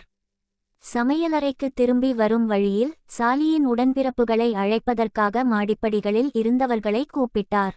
அவர்கள் சாப்பாட்டு அறையில் எங்களுடன் சேர்ந்தபோது அந்தச் சகோதரிகள் இருவரும் 15 வயதின் நடுப்பகுதியில் இருந்ததையும் தோற்றத்தில் சாலியைப் போலவே இருந்ததையும் நான் கண்டேன். அறிமுகங்கள் நடந்தன. அவர்களின் பெயர்கள் இப்போது எனக்கு நினைவில்லை. அதன்பிறகு அவர்கள் சாலியையோ என்னையோ பெரிதாக கண்டுகொள்ளவில்லை. பள்ளியில் நடந்து கொண்டிருந்த தற்போதைய சர்ச்சை குறித்தும் இராணுவ இளைஞர் மன்றத்தில் நடக்கவிருந்த கிறிஸ்துமஸ் விருந்து குறித்தும் விவாதிப்பதில் அதிக ஆர்வம் காட்டினர். உணவு பரிமாறப்பட்டது. வழக்கமான சைப்ரஸ் உணவுகளான ஷாஃப்டாலியா, சௌவ்லேக்கியா மற்றும் வறுக்கப்பட்ட ஹாலூமி சீஸ் ஆகியவற்றுடன் ஏராளமான கிரேக்க சாலட் மற்றும் தொட்டுக்கொள்ளும் உணவுகளும் இருந்தன. மேசையில் 2 ஒயின் பாட்டில்களும் இருந்தன. நான் வாங்கிய ஒன்றும் மற்றொன்றும். சம்பிரதாயங்களை கடைப்பிடிக்க வேண்டாம் என்றும் உணவையும் பானங்களையும் நானே எடுத்துக்கொள்ள வேண்டும் என்றும் எனக்கு அறிவுறுத்தப்பட்டது. நான் அப்படியே செய்தேன். ஆனால் பெண்கள் முதலில் பரிமாறிக்கொள்வதை உறுதி செய்தேன். இதனால் அம்மாவும் அப்பாவும் என்னை பாராட்டி தலையசைத்தனர். உணவு நன்றாக இருந்தது. மேலும் 2 கிளாஸ் ஒயின் எங்கள் அனைவரையும் ஆஸ்வாசப்படுத்தியது. இளம் பெண்களுக்கும் ஒரு சிறிய கிளாஸ் ஒயின் அருந்த அனுமதிக்கப்பட்டது. என் கருத்துப்படி அது நன்றாக இருந்தது. நாங்கள் சாப்பிடும்போது எல்லாவற்றையும் பற்றியும் ஒன்றுமில்லாததை பற்றியும் பேசினோம். அவர்கள் என் கடந்த காலத்தை பற்றியும் எதிர்கால லட்சியங்களை பற்றியும் கேட்டார்கள். நான் இராணுவத்தில் ஒரு முழுமையான வாழ்க்கையை அமைத்துக்கொள்ள விரும்புவதாகவும், ஆனால் எனது உடனடி நோக்கம் இந்த பணிக்காலத்தை முடித்துவிட்டு எனது மேம்பட்ட பொறியியல் பயிற்சிக்கு திரும்புவதுதான் என்றும் கூறியபோது ஐயா தனது ஒப்புதலை தலையசைத்து தெரிவித்தார். எனது மதிப்பெண் தாளில் எல்லா நேரமும் புத்திசாலித்தன புள்ளிகள் சேர்க்கப்பட்டு கொண்டே இருப்பது போல் தோன்றியது. நாங்கள் வயிறாரச் சாப்பிட்டதும் அந்த இளைஞர்கள், ஆம், அந்த காலத்தில் நாங்கள் அப்படிச் செய்வதுண்டு, தங்களுக்கு அனுமதி கேட்டுவிட்டு தங்கள் பொது அறைக்கு திரும்பிச் சென்றனர். சந்தேகமின்றி சில பாவப்பட்ட பள்ளி நண்பர்களின் கதாபாத்திரங்களை கொலை செய்வதைத் தொடரவே அவர்கள் சென்றிருப்பார்கள். அம்மா எழுந்து மேசையைச் சுத்தம் செய்யத் தொடங்கினார். பாத்திரங்களை கழுவுவது போன்ற வேலைகளில் உதவுவதாக நான் கூறினேன். ஆனால் அந்த உதவி நிராகரிக்கப்பட்டது. நன்றி, ஆனால் வேண்டாம். நீங்கள் எங்கள் விருந்தாளி. நீங்களும் சாலியும் போய் உங்கள் வேலையை பாருங்கள். நாங்கள் அவளுடைய அறைக்கு இசை கேட்கப் போகிறோம் என்று சாலி அறிவித்தபோது நான் சற்று ஆச்சரியப்பட்டேன். நான் எதிர்ப்பை எதிர்பார்த்தேன், ஆனால் எதுவும் வரவில்லை. ஆனால் மறுபுறம் சாலி உண்மையில் ஒரு வயது வந்தவர் அல்லவா? நாங்கள் மாடிக்குச் சென்று சாலியின் அறைக்குள் நுழைந்தோம். அவள் எங்களுக்கு பின்னால் கதவை மூடினாள். அவள் தனது கையடக்க ரேடியோ டேப் பிளேயரிடம் சென்று ஒரு கேசட்டைச் செருகினாள். பிங்க் ஃப்ளாய்டின் dark side of the moon. அது தற்செயலாக எனக்கு மிகவும் பிடித்த ஆல்பங்களில் ஒன்று. அந்த அறை பாதுகாப்பு அமைச்சகத்தின் வழக்கமான திருமண அறை பொருட்களால் அலங்கரிக்கப்பட்டிருந்தது. அதில் வழங்கப்பட்ட 2 குறுகலான ஒற்றை படுக்கைகளை ஒன்றாகச் சேர்த்து ஒரு தற்காலிக இரட்டை படுக்கையாக மாற்றியிருந்ததும் அடங்கும். அவசியமான ஒப்பனை பொருட்கள், குளியலறை பொருட்கள், சில புத்தகங்கள், அவளுடைய மியூசிக் பிளேயர் மற்றும் டேப்புகள் தவிர தனிப்பட்ட பொருட்கள் மிக குறைவாகவே இருந்தன. அவளுடைய பெரும்பாலான பொருட்கள் இன்னும் இங்கிலாந்தில் உள்ள சேமிப்புக் கிடங்கில் இருப்பதாக அவள் சொன்னாள்.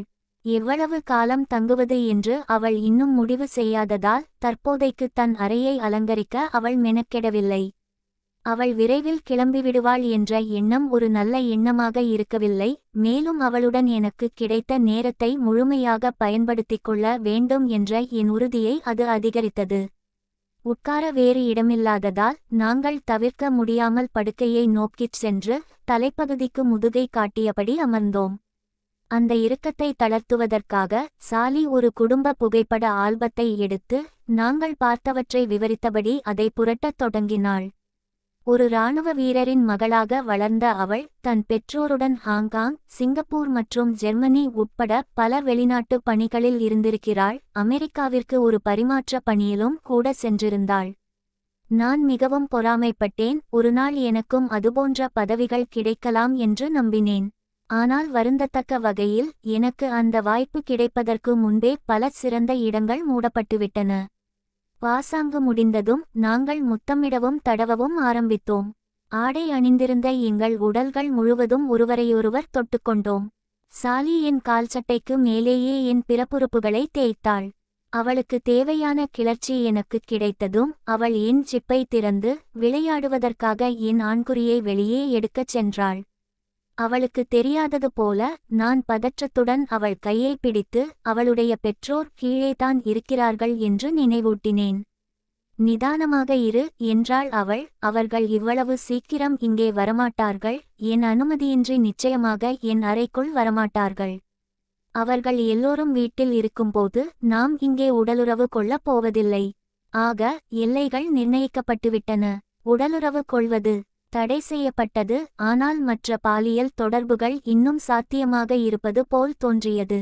நான் இன்னும் சங்கடமாக உணர்ந்தேன். ஆனால் அவள் என் விரைத்த ஆண்குறியை விடுவிப்பதை தொடர அனுமதித்து அவள் கையை விட்டேன். அவள் அதை வெளிச்சத்தில் பார்ப்பது அதுவே முதல் முறை. மேலும் அவள் சில கணங்கள் அதை எல்லா கோணங்களிலிருந்தும் ஆராய்ந்தாள். என்னிடம் ஏதோ விசேஷமானது இருப்பதாக நான் ஒருபோதும் பாசாங்கு செய்ததில்லை. ஆனால் அவள் கண்டதில் திருப்தியடைந்தவள் போல் தோன்றினாள். மேலும் மெதுவாக எனக்கு கை அடிக்க ஆரம்பித்தாள். ஒவ்வொரு அடியின் உச்சியிலும் ஒருவித முறுக்கும் அசைவைச் சேர்த்ததால் அந்த உணர்வால் நான் சட்டென்று மூச்சை உள்ளிழுத்தேன். சளைக்காமல் நான் மீண்டும் என் கையை சாலியின் பாவாடைக்கு அடியில் அவளுடைய உள்ளாடையின் இடுப்பு பட்டைக்குள் நகர்த்தினேன். இந்த முறை எந்த எதிர்ப்பும் இல்லை. நான் என் தொடுதலை அவளுடைய மென்மையான புதர் போன்ற மேட்டை கடந்து அவளுடைய பெண்ணுறுப்பின் வெளி இதழ்களை உணரும் வரை முன்னேற்றினேன். அவள் தொடர்ந்து எனக்கு கை அடித்துக் கொண்டிருந்தபோது நான் அவளுடைய பெண்ணுறுப்பை தடவினேன். அவளுடைய பெண்ணுறுப்பின் ஒவ்வொரு பக்கத்திலும் பின்னர் அவளுடைய பிளவிலும் என் விரல்களை ஓட்டியபோது இன்பத்தில் ஒரு மென்மையான முனகல் எனக்கு பரிசாக கிடைத்தது. நான் மென்மையான அழுத்தத்தை கொடுக்க ஆரம்பித்தேன். என் விரலை அவளுக்குள் ஆழமாக ஊடுருவ அனுமதித்தேன். அவளுடைய ஈரமான உட்பகுதியை முதல் முறையாக உணர்ந்தேன். எந்த முன்னறிவிப்பும் இல்லாமல் சாலி என் ஆண்குறியை கீழே இறக்கி தன் பாவாடைக்கு அடியில் கையை விட்டு தன் கால்சட்டையை கீழே இழுத்து அதை கழற்றி படுக்கையிலிருந்து தரையில் வீசி எறிந்தாள். பிறகு எனக்கு அவளை முழுமையாக அணுகும் வாய்ப்பை வழங்க தன் கால்களை பிரித்தாள். நாங்கள் இருவரும் பரஸ்பரம் சுயின்பம் செய்வதை மீண்டும் தொடர்ந்த நான் என் கையை திருப்பி அவளது பிளவில் என் விரல்களை அழுத்தினேன். அவளது கிளிட்டோரிஸை தேடிக் கண்டுபிடித்து என் விரல் நுனியால் அதைச் சுற்றி அதன் சதைப்பற்றுள்ள மூடி வீங்குவதை உணர்ந்தேன். சாலி இப்போது தன் இடுப்பை நெளித்து நான் சரியாகச் செய்கிறேன் என்று எனக்கு உணர்த்தினாள். நான் அவளை தூண்டியபோது எனது உச்சக்கட்டம் வெகு தொலைவில் இல்லை என்பதை என்னால் உணர முடிந்தது. அந்த உணர்வு மேலும் உயர்ந்தபோது கடந்த வெள்ளிக்கிழமை அந்த திண்ணையில் அவள் எனக்கு பணம் கொடுத்து திருப்திப்படுத்திய பிறகு சாலி சொன்ன வார்த்தைகள் எனக்கு நினைவுக்கு வந்தன. நான் உன்னை மீண்டும் பார்க்க விரும்புகிறேன் என் முறைக்காக. அது கேலியாகச் சொல்லப்பட்டிருந்தாலும் அது ஒரு நியாயமான எதிர்பார்ப்பாக இருந்தது. நான் எனது உச்சக்கட்டத்தை குறைந்தபட்சம் இப்போதைக்காவது தடுத்து நிறுத்திவிட்டு அவளுடைய உச்சக்கட்டத்தில் கவனம் செலுத்த வேண்டியிருந்தது. நான் அவளுக்கு இதை நினைவூட்டிவிட்டு அவளது பிடியிலிருந்து விலகி அவளது கால்களுக்கு இடையில் மண்டியிட நகர்ந்தேன். ஒரு சிறிய எதிர்ப்பையும் மீறி நான் அவளது முழங்கால்களை தூக்கி பிரித்து அவளை முழுமையாக திறந்தேன். பின்னர் அவளது டெனிம் பாவாடையின் ஓரத்தை அவளது இடுப்புக்கு மேலே உயர்த்தினேன். நான் அதை முழுவதுமாக மேலே இழுப்பதற்காக அவள் ஒரு கணம் தன் பின்புறத்தை கட்டிலிலிருந்து தூக்கினாள். பாவாடை விலகியதும் சாலியின் நீச்சல் உடை பகுதி என் பார்வைக்கு முழுமையாக தெரிந்தது. 1 முதல் 10 வரை என்ற அளவில் அது நிச்சயமாக 10 தான். ஆனாலும் யோசித்து பார்த்தால் எந்த பெண்ணுறுப்புதான் 10 ஆக இல்லை? ஓரளவு அடர்த்தி குறைந்த கருமையான மயிரால் மூடப்பட்டிருந்த இப்போது பருத்து இளஞ்சிவப்பு நிறமான அவளது வெளி இதழ்கள் பிரிந்து அவளது பட்டு போன்ற ஈரமான உள் இதழ்களை வெளிப்படுத்தின. என் தொடுதலால் விரைத்திருந்த அவளது கிளிட்டோரிஸ் அதன் பாதுகாப்பு உறைக்கு கீழே இருந்து மென்மையாக எட்டி பார்த்தது. அதன் அடிப்பகுதியில் அவளது யோனி திறப்பு தெளிவாக தெரிந்தது. எப்படியாவது அதனுள் ஊடுருவுமாறு என்னை அழைத்தது. நான் அதற்கு இணங்குவதில் மகிழ்ச்சியடைந்தேன். சாலியின் பிறப்புறுப்புக்கு நேராக என் முகத்தை கொண்டு வந்து அவளது விரிந்த துளைக்குள் என் நாக்கைச் செலுத்தினேன். அவளது இடுப்பு படுக்கையிலிருந்து சில அங்குலங்கள் உயர்ந்தது. மேலும் அவளது கைகள் என் தலையின் பின்புறத்தை பற்றிக்கொண்டு என் வாயை அவளுடன் இறுக்கமாக பிடித்துக்கொண்டன. நான் சில நிமிடங்கள் அவளது யோனியை நாவால் வருடினேன். பிறகு என் வாயை மேல்நோக்கி நகர்த்தி அவளது இதழ்களை உறிஞ்சியும் கடித்தும் இறுதியாக அவளது மூடியிருந்த பெண்குறியின் மீது என் உதடுகளை மூடினேன். சரியான நிலையில் இருந்தபோது நான் என் உதடுகளை குவித்து என்னால் முடிந்தவரை உறிஞ்சினேன். அதனால் அவளது கால்கள் நடுங்கின. மேலும் தொடர்ச்சியான பெருமூச்சுகளும் முனகல்களும் வெளிவந்தன. அவற்றை அவள் ஒரு தலையணையால் அடக்கினாள்.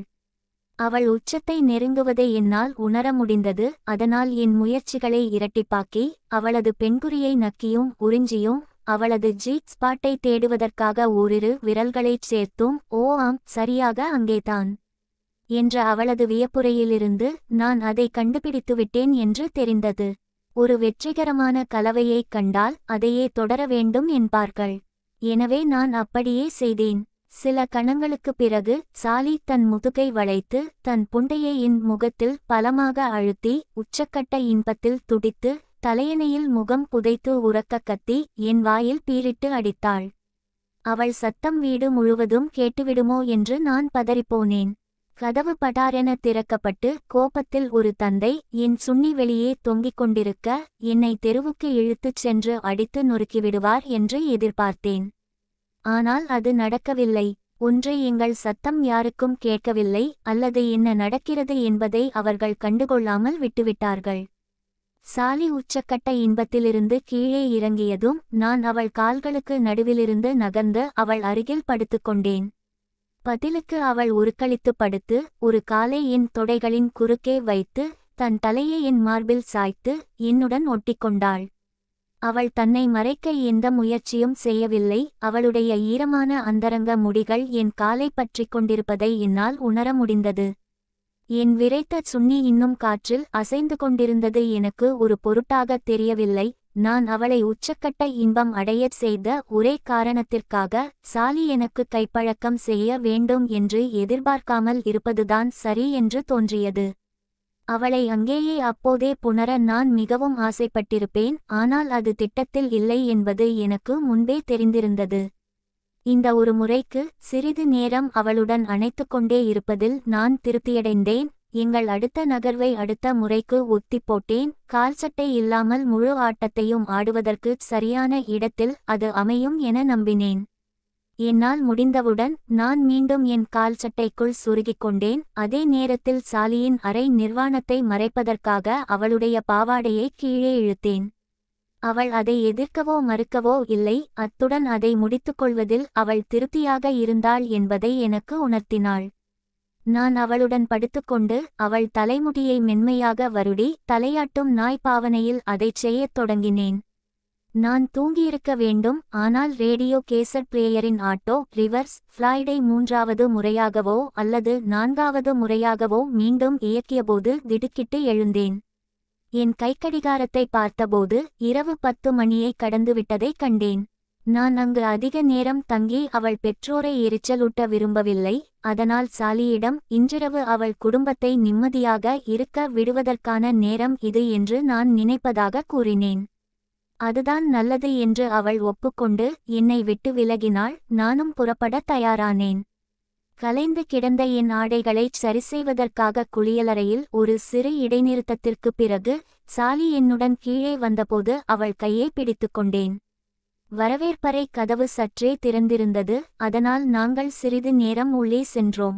அம்மாவுக்கும் அப்பாவுக்கும் அவர்களின் உபசரிப்புக்கு நன்றி சொல்லி அவர்களுக்கு இரவு வணக்கம் கூறுவதற்காகவே அப்படிச் செய்தேன். நாங்கள் பேசியதை யாராவது கேட்டுவிட்டார்களோ என்று என் மனதின் ஒரு பகுதி கவலைப்பட்டு கொண்டிருந்தது. ஆனால் அப்படி நடந்ததற்கான எந்த அறிகுறியும் தென்படவில்லை. அவர்களும் இனிமையாக என் பிரியாவிடைக்கு பதிலளித்து விரைவில் மீண்டும் சந்திப்போம் என்று கூறினார்கள். அது உண்மையாக இருக்க வேண்டும் என்று நான் விரும்பினேன். அந்த திட்டுக்காகவோ அல்லது அடிக்காகவோ அது ஒரு உருவக அடிதான்.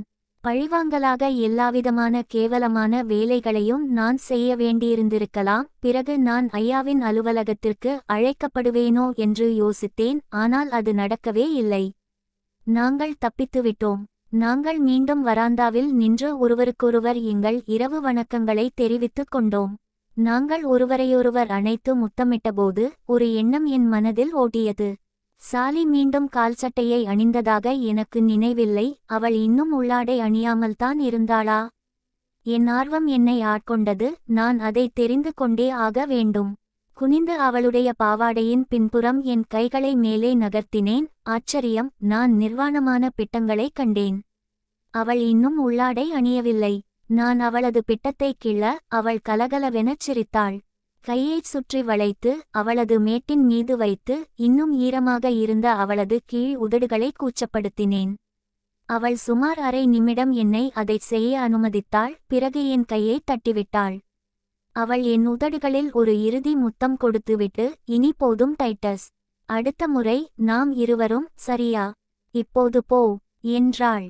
அவள் சொன்னது சரிதான். என் மோட்டார் மீண்டும் இயங்குவதற்கு முன்பு நான் சென்றாக வேண்டியிருந்தது.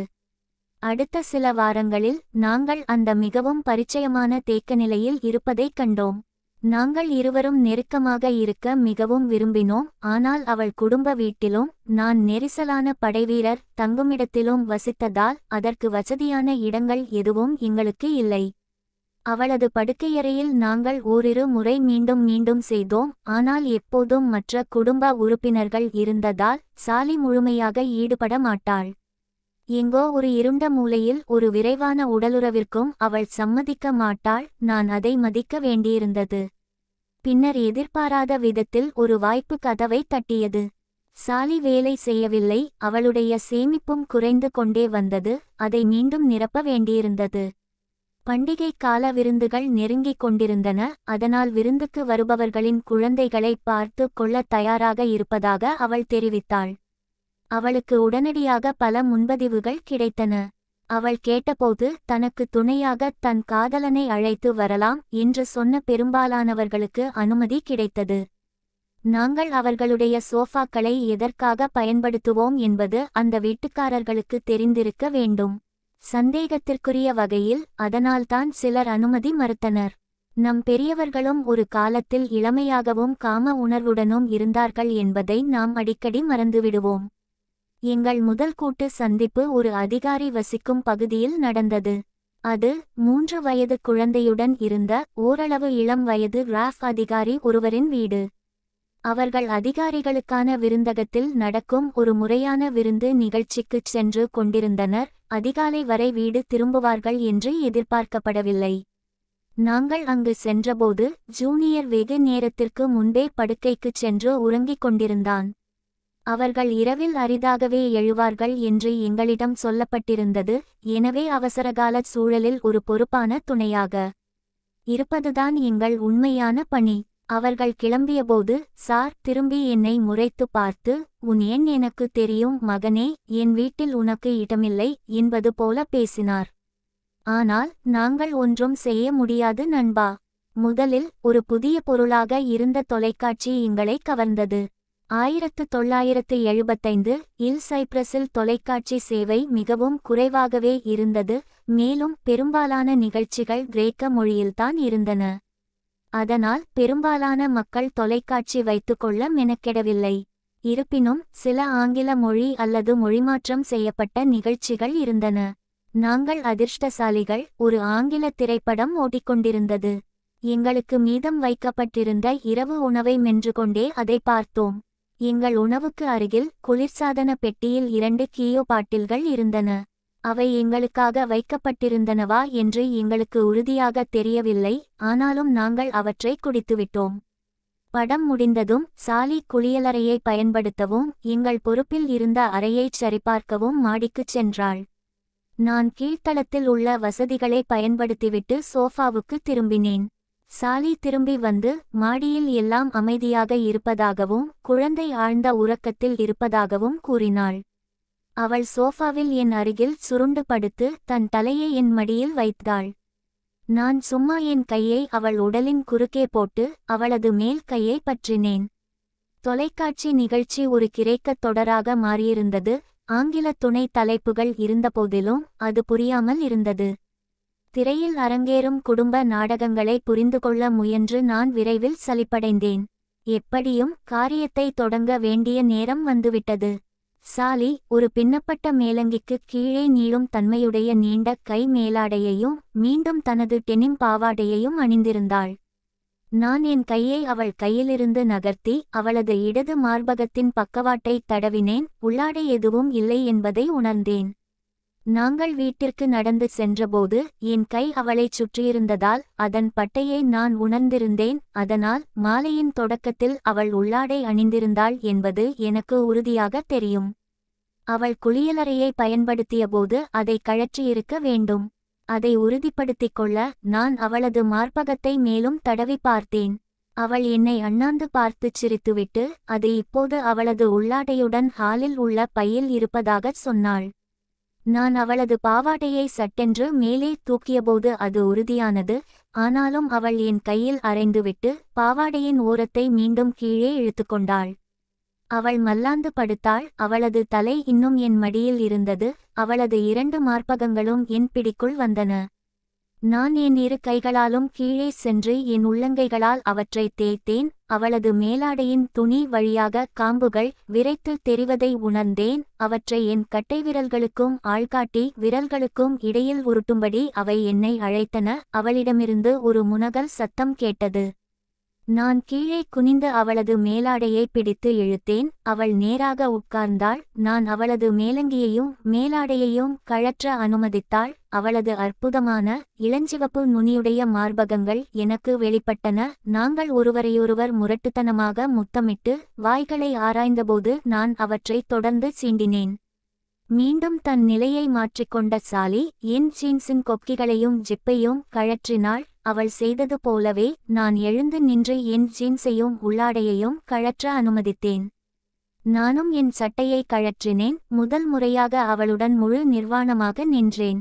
என் ஆண்குறி ஏற்கனவே நிமிர்ந்து நின்றது. அவள் என்னை இழுக்க ஆரம்பித்தபோது தன் மற்றொரு கையால் என் விதைகளை தாங்கி மெதுவாக அழுத்தினாள். ஒருவேளை சுயநலமாக இருக்கலாம், அது என் வழக்கம். அவளை உச்சக்கட்டத்திற்கு அழைத்துச் செல்ல நான் அனுமதிப்பேன். ஒருவேளை அவளுக்குள் இறுதியாக ஊடுருவ நேர்ந்தால் இன்னும் நீண்ட நேரம் தாக்கு பிடிக்கலாம் என்ற நம்பிக்கையில் அவ்வாறு செய்வேன். ஆனாலும் இது முற்றிலும் ஒருதலைப்பட்சமாக இருக்கவில்லை. அவள் உள்ளாடை அணியாததால் அவளுடைய பெண்ணுறுப்பை நான் எளிதாக அணுக முடிந்தது. மேலும் அவளுக்கும் நான் சுயின்பம் செய்ய முடிந்தது. பல நிமிடங்கள் நீடித்த இந்த பரஸ்பர தூண்டுதலுக்குப் பிறகு அவளது துடிக்கும் தொடைகளும் பதட்டமான மூச்சு வாங்குதலும் அவள் ஒரு சிறிய உச்சக்கட்டத்தை அடைந்துவிட்டாள் என்பதை எனக்கு உணர்த்தின. அது என்னையும் உச்சக்கட்டத்திற்கு தள்ளியது. நான் விந்து வெளியேற்றப் போகிறேன் என்று அவளை எச்சரித்தேன். உடனே நான் தளபாடங்கள் மீது பீச்சி அடிப்பதை தடுக்க அவள் தனது 2வது கையை என் ஆண்குறியின் நுனியில் வைத்தாள். அதற்கு பதிலாக என் விந்து அவள் உள்ளங்கையை மூடி என் இடுப்பு பகுதியில் சொட்டி என் அந்தரங்க முடிகளில் ஒட்டிக்கொண்டது. சில நிமிடங்கள் மூச்சு வாங்கிய பிறகு சாலி தனது மார்பகங்கள் தாராளமாக குலுங்க கீழே இருந்த கழிப்பறைக்கு விரைந்து சென்று என் விந்தை கழுவினாள். மேலும் என்னைச் சுத்தம் செய்து கொள்ள சில திசுக்களையும் வாங்கி வந்தாள். ஒரு கணம் அவ்வளவுதானா என்று நான் யோசித்தேன். ஆனால் சோஃபாவில் என்னுடன் மீண்டும் வந்து சேர்வதற்கு முன் அவள் என் முன் நின்று தன் பாவாடையின் கொக்கியைக் கழற்றி தரையில் விழவிட்டாள். அவளும் இப்போது முதன்முறையாக என் முன் முழு நிர்வாணமாக இருந்தாள். அவள் அற்புதமாக தெரிந்தாள். அவளது உடல்வாகு உண்மையிலேயே பெண்மையுடன் இருந்தது. கனமான இளஞ்சிவப்பு நிற மார்பகங்கள் தட்டையான நடுப்பகுதி வரை குறுகி பின்னர் மீண்டும் அகன்ற இடுப்பு மற்றும் பெரிய ஆனால் பருமனற்ற தொடைகள் வரை விரிந்திருந்தன. நான் அவளை திரும்பி நிற்கச் சைகை காட்டினேன். அதற்கு அவள் பாலே நடன கலைஞர் பாணியில் கைகளை தலைக்கு மேல் தூக்கியபடி மிகைப்படுத்தப்பட்ட ஒரு சுழற்சி நடனம் ஆடினாள். தான் செய்வதை எண்ணி முழுவதும் சிரித்துக்கொண்டே இருந்தாள். முன்பக்கத்தைப் போலவே பின்பக்கமும் கவர்ச்சியாக இருந்தது. ஆனால் அவள் மீண்டும் என்னை நோக்கித் திரும்பியபோது என் பார்வை அவளது அந்தரங்க பகுதியில் நிலைத்தது. அவளது அடர்ந்த அந்தரங்க மயிருக்குக் கீழே எனது முந்தைய தொடுதலால் இளஞ்சிவப்பாகவும் வீங்கியும் இருந்த அவளது உதடுகள் தெளிவாக தெரிந்தன. அவை சற்றே விலகி உள்ளே இருந்த ஈரமான ரோஜா நிற உதடுகளை வெளிப்படுத்தின. நான் அவளை மீண்டும் சுவைக்க வேண்டியிருந்தது. சோஃபாவில் நான் அமர்ந்திருந்த இடத்திலிருந்து அவளுடைய புண்டை என் முகத்திற்கு நேராக இருந்தது. அதனால் அவளுடைய பிட்டங்களை பற்றி கொண்டு அவளை என் பக்கம் இழுத்தேன்.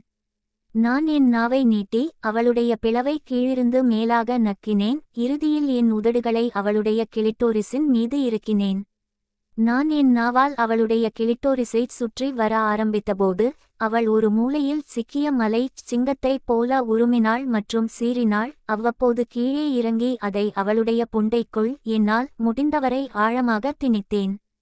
அவள் என் தலையை பிடித்து என் முகத்தை அவளுடைய புண்டையின் மீது உறுதியாக பதித்து அந்த தொடர்பை மேலும் அதிகரிக்க தன் இடுப்பை முன்னோக்கி தள்ளினாள். நான் இன்னும் சில நிமிடங்கள் நக்கியும் உறிஞ்சியும் கொண்டிருந்த பிறகு அவளுடைய உடல் முழுவதும் மற்றொரு உச்சக்கட்டம் பரவியதால் அவளுடைய கால்கள் மீண்டும் நடுங்கத் தொடங்கின. 2-2 எனக்கு வழக்கத்திற்கு மாறாக இன்று இரவு நான் தொடர் வெற்றியில் இருந்தேன். அவளுக்கு சுயநினைவு திரும்பியபோது சாலி மீண்டும் சோஃபாவில் சாய்ந்து என் வாயைச் சுற்றி முத்தமிட்டும் நக்கியும் கொண்டிருந்தாள். என் முகத்தில் இருந்த அவளுடைய சொந்த சுரப்புகளின் சுவையை உணர்ந்தாள் போலிருந்தது. அது எனக்கு மிகவும் கிளர்ச்சியூட்டுவதாக இருந்தது. மேலும் என் பாதி விரைத்த ஆண்குறி அடுத்த சுற்றுக்கு தயாராக முழுமையாக விரைத்தது. எங்கள் புதிதாக துளிர்த்த உறவின் பெரிதும் எதிர்பார்க்கப்பட்ட நிறைவுக்கான நேரம் வந்திருந்தது. நான் தரையிலிருந்து என் கால் சட்டையை எடுத்து அதன் பாக்கெட்டில் டியூரெக்ஸ் பாக்கெட்டை தேடினேன். இதை பார்த்த சால் அதற்கு தேவையில்லை என்று சொன்னாள். முந்தைய ஆண்டு 1974 எப்போதோ இங்கிலாந்து சட்டம் மாற்றப்பட்டிருந்தது. அதன்படி 18 வயதுக்கு மேற்பட்ட திருமணமாகாத பெண்களுக்கு முன்பு இருந்தது போல மருத்துவ தேவைக்காக மட்டுமல்லாமல் முற்றிலும் கருத்தடைக்காகவும் கருத்தடை மாத்திரைகளை பரிந்துரைக்க அனுமதிக்கப்பட்டிருந்தது. பாலியல் ரீதியாக சுறுசுறுப்பாக இருந்ததால் இதில் எனக்கு ஆச்சரியமில்லை. அவள் உடனடியாக பதிவு செய்து கொண்டாள். சரி, இது எனக்கு ஒரு புதிய அனுபவம். இதுதான் எனது முதல் ஆணுறை இல்லாத உடலுறவு. இந்த எண்ணத்தில் என் இதயம் லேசாக துடித்தது. ஏனோ திடீரென்று நான் மிகவும் பதட்டமாகவும் உணர்ந்தேன். எல்லா விதமான முட்டாள்தனமான எண்ணங்களும் என் மனதில் ஓடின. அந்த மாத்திரை உண்மையிலேயே பாதுகாப்பானதா? அவள் அன்று அதை எடுத்துக்கொள்ள நினைவில் வைத்திருந்தாளா? ஒருவேளை ஒருவேளை ஒருவேளை அடக்கடவுளே, டைட்டஸ், கொஞ்சம் முதிர்ச்சியடை என்று ஒரு குரல் சொன்னது. எளிதில் உடைந்து கழன்றுவிடக்கூடிய ஆணுரைகளை விட இது பாதுகாப்பானது. அவள் சொன்னபடி அதை உபயோகிப்பாள் என்று நீ அவளை நம்பலாம். இல்லையென்றால் கர்ப்பம் தரிப்பது அவள்தான், நீ அல்ல. கொஞ்சம் முதிர்ச்சியுடன் நடந்து கொண்டு அவள் விரும்புவது போல் அந்த பெண்ணுடன் உடலுறவு கொள். நானே தகுந்த முறையில் திட்டு வாங்கிக் கொண்டு சாலியை நோக்கி நகர்ந்தேன். கசிவை தடுப்பதற்காகவோ என்னவோ அவள் என் மடித்த சட்டையை தன் பின்புறத்திற்கு கீழே வைத்திருந்தாள். பிறகு சோஃபாவில் சாய்ந்து தன் விரிந்த தொடைகளை இருக்கையின் குஷன் விளிம்பில் வைத்து என்னை உள்ளே வாங்கிக் கொள்ளத் தயாராக இருந்தாள். அவளுடைய கால்களுக்கு இடையில் என்னை நிலைநிறுத்திக் கொண்டு அவள் மீது சாய்ந்து வலித்துக் கொண்டிருந்த என் ஆணுறுப்பை அவளுடைய திறப்பை நோக்கி நகர்த்தினேன். ஆனால் முதல் முயற்சியிலேயே அது தவறிவிட்டது. சாலி என்னை பிடித்து தனக்குள் வழிநடத்தினாள். பிறகு மெதுவாக என்னை கீழே இழுத்தாள். அதனால் நான் இன்னும் நனைந்திருந்த அவளுடைய உட்பகுதிக்குள் முழுமையாகச் சறுக்கிச் சென்றேன். இதற்கு மாறாக யார் என்ன சொன்னாலும் எனக்கு கவலையில்லை. ஆணுரை அணிந்திருப்பதற்கும் அணியாமல் இருப்பதற்கும் உள்ள வித்தியாசத்தை உங்களால் உணர முடியும். இறுக்கமான, ஈரமான, சூடான ஒரு பெண்ணுறுப்பு எனது உரையிடப்படாத ஆணுறுப்பை பற்றிக்கொண்ட அந்த முதல் உணர்வு நான் கற்பனை செய்திராத ஒன்று. ஒரு பெண்ணின் வாயும் அதே போன்ற ஒரு உணர்வை தரும் என்று சிலர் கூறுகிறார்கள். அதெல்லாம் இல்லை. வாய்வழிப் புணர்ச்சி எவ்வளவு அற்புதமாக இருந்தாலும் என் பார்வையில் அதற்கு உண்மையான ஒப்பீடு எதுவும் இல்லை. எப்படியிருந்தாலும் அந்த பெண்ணுறுப்புக்குள் ஊடுருவியதன் ஆரம்பகட்ட அற்புதத்தை நான் கடந்தவுடன் எனது ஆணுறுப்பை உள்ளேயும் வெளியேயும் அசைக்கத் தொடங்கினேன். எனது அசைவு அவளாலும் திருப்பிச் செய்யப்பட்டது. நாங்கள் புணர்ந்து கொண்டிருக்க எங்கள் தாளம் ஒத்திசைந்து வேகம் மெதுவாக அதிகரித்தது. நான் முன்பே விந்து வெளியேற்றியிருந்த போதிலும் என்னால் நீண்ட நேரம் தாக்குப்பிடிக்க முடியாது என்று எனக்கு தெரியும். சாலி முன்பு நடந்த பெண்ணுறுப்பு நக்கலின் விளிம்பில் இருப்பது போல் தோன்றியது. அவள் பலமுறை துடித்ததையும் அதனுடன் மூச்சுத்திணறல்களும் முனகல்களும் வெளிப்பட்டதையும் நான் உணர்ந்தேன். அது முழுமையான உச்சக்கட்டம் இல்லை என்றாலும் மிகவும் இன்பமாக இருந்தது என்று அவள் பின்னர் ஒப்புக்கொண்டாள். என்னால் முடிந்தவரை நான் தாக்குப்பிடித்தேன். ஆனால் மீள முடியாத ஒரு நிலையை அடைந்தேன். நான் விந்து வெளியேற்றப் போகிறேன் என்று சாலியிடம் எச்சரித்தேன், வெளியே எடுக்கச் சொல்ல அவளுக்கு வாய்ப்பளிப்பதற்காக. ஆனால் அவள் என் பிட்டத்தை இன்னும் இறுக்கமாக பிடித்துக்கொண்டு தன் இடுப்பை என்னை நோக்கி இன்னும் கடுமையாக உயர்த்தினாள். அதனுடன் என் வாழ்க்கையில் முதல் முறையாக ஒரு பெண்ணுறுப்பிற்குள் நேரடியாக நான் பெருமளவில் விந்து வெளியேற்றினேன். அவளுடைய முனகல்களையும் நடுங்கும் தொடைகளையும் வைத்து பார்க்கும்போது என் விந்து பீச்சல்களின் உணர்வு சாலிக்குள்ளும் மற்றொரு இன்ப அலையை தூண்டியது. அந்த சந்திப்பிலிருந்து அவளால் முடிந்த அனைத்தையும் அவள் பெற அனுமதிப்பதற்காக என்னால் முடிந்தவரை நான் உந்திக்கொண்டே இருந்தேன். களைத்துப்போன நான் இறுதியாக என் உந்தலை நிறுத்தி சாலியின் கைகளில் சரிந்து விழுந்தேன். அவள் விரைவாக என்னை அவளிடமிருந்து தள்ளி தன் கையை தன் பெண்ணுறுப்பின் மீது வைத்துக்கொண்டு மீண்டும் உடை மாற்றும் அறைக்கு விரைந்தாள். சில நிமிடங்களுக்குப் பிறகு அவள் ஓய்வறைக்கு திரும்பினாள். இம்முறை தன் பையிலிருந்து எடுத்த உள்ளாடையை அணிந்திருந்தாள். ஆனால் மேலாடை இல்லாமல் இருந்தாள். ஏதேனும் கசிவு ஏற்பட்டால் அதை பிடிப்பதற்காக என்று அவள் என்னிடம் சொன்னாள். அவள் மிகவும் நடைமுறை சிந்தனை கொண்டவளாகவும் ஒருவேளை பயிற்சி பெற்றவளாகவும் இருந்தாள். சுமார் அரை மணி நேரம் ஒருவரையொருவர் அணைத்து கொண்டும் மென்மையாக தொட்டுக்கொண்டும் வருடிக்கொண்டும் அவரவர் எண்ணங்களில் மூழ்கியிருந்தோம். அவளுடைய எண்ணங்களும் என்னுடையதைப் போலவே நேர்மறையாக இருக்கும் என்று நம்பினேன். அப்போது ஒருவேளை தேவைப்பட்டால் உடை மாற்றிக்கொள்ளலாம் என்று சாலி யோசனை சொன்னாள். அது எனக்கு ஒரு நல்ல யோசனையாக தோன்றியது. என் சட்டையை மீண்டும் அணிந்து கொண்டபோது அதன் ஒரு பக்கத்தில் ஒரு பெரிய ஈரப்பகுதி இருப்பதைக் கவனித்தேன்.